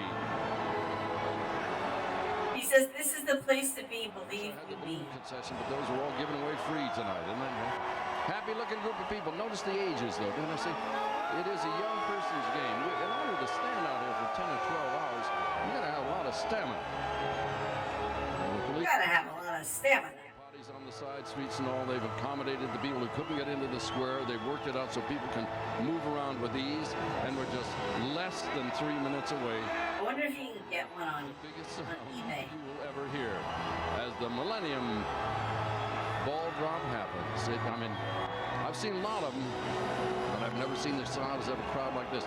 If indeed this is 2 million people, there are only 3 cities in the United States that are bigger than this crowd: Chicago, New York, and LA. This is big, really big. They talked about 3 million people on the beaches in Rio. They can stretch them out a long way up and down that beach down there.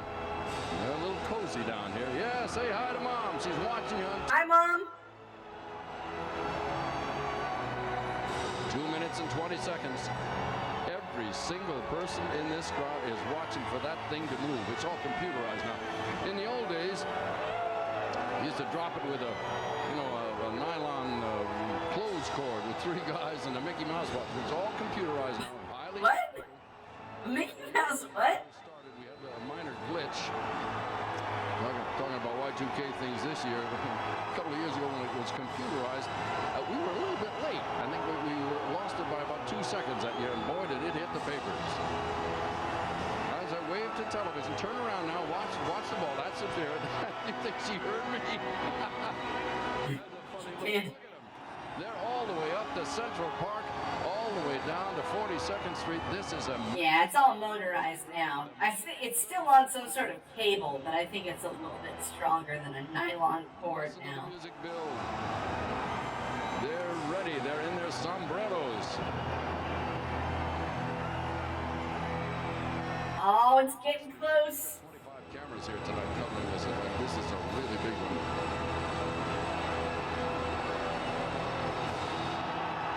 You were wise to stay at home. In 1 minute, the ball will drop and you... This is the place to be, but you are wise to stay at home. Listen to him. The ball is beginning to move. They can feel it. They know it. In 47 seconds... The thing is pretty bright. It's halogen lamps. It's gotta be so hot. Times Square with a couple of million intimate friends. 35 seconds. RonPaul.give.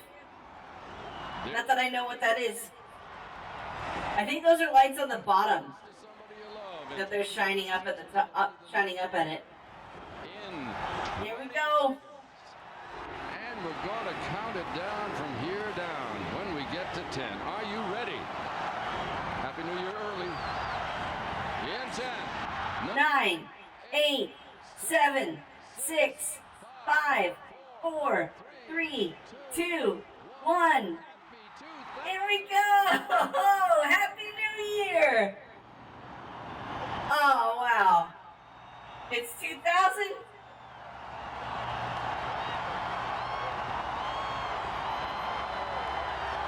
Oh my gosh. Well, she didn't.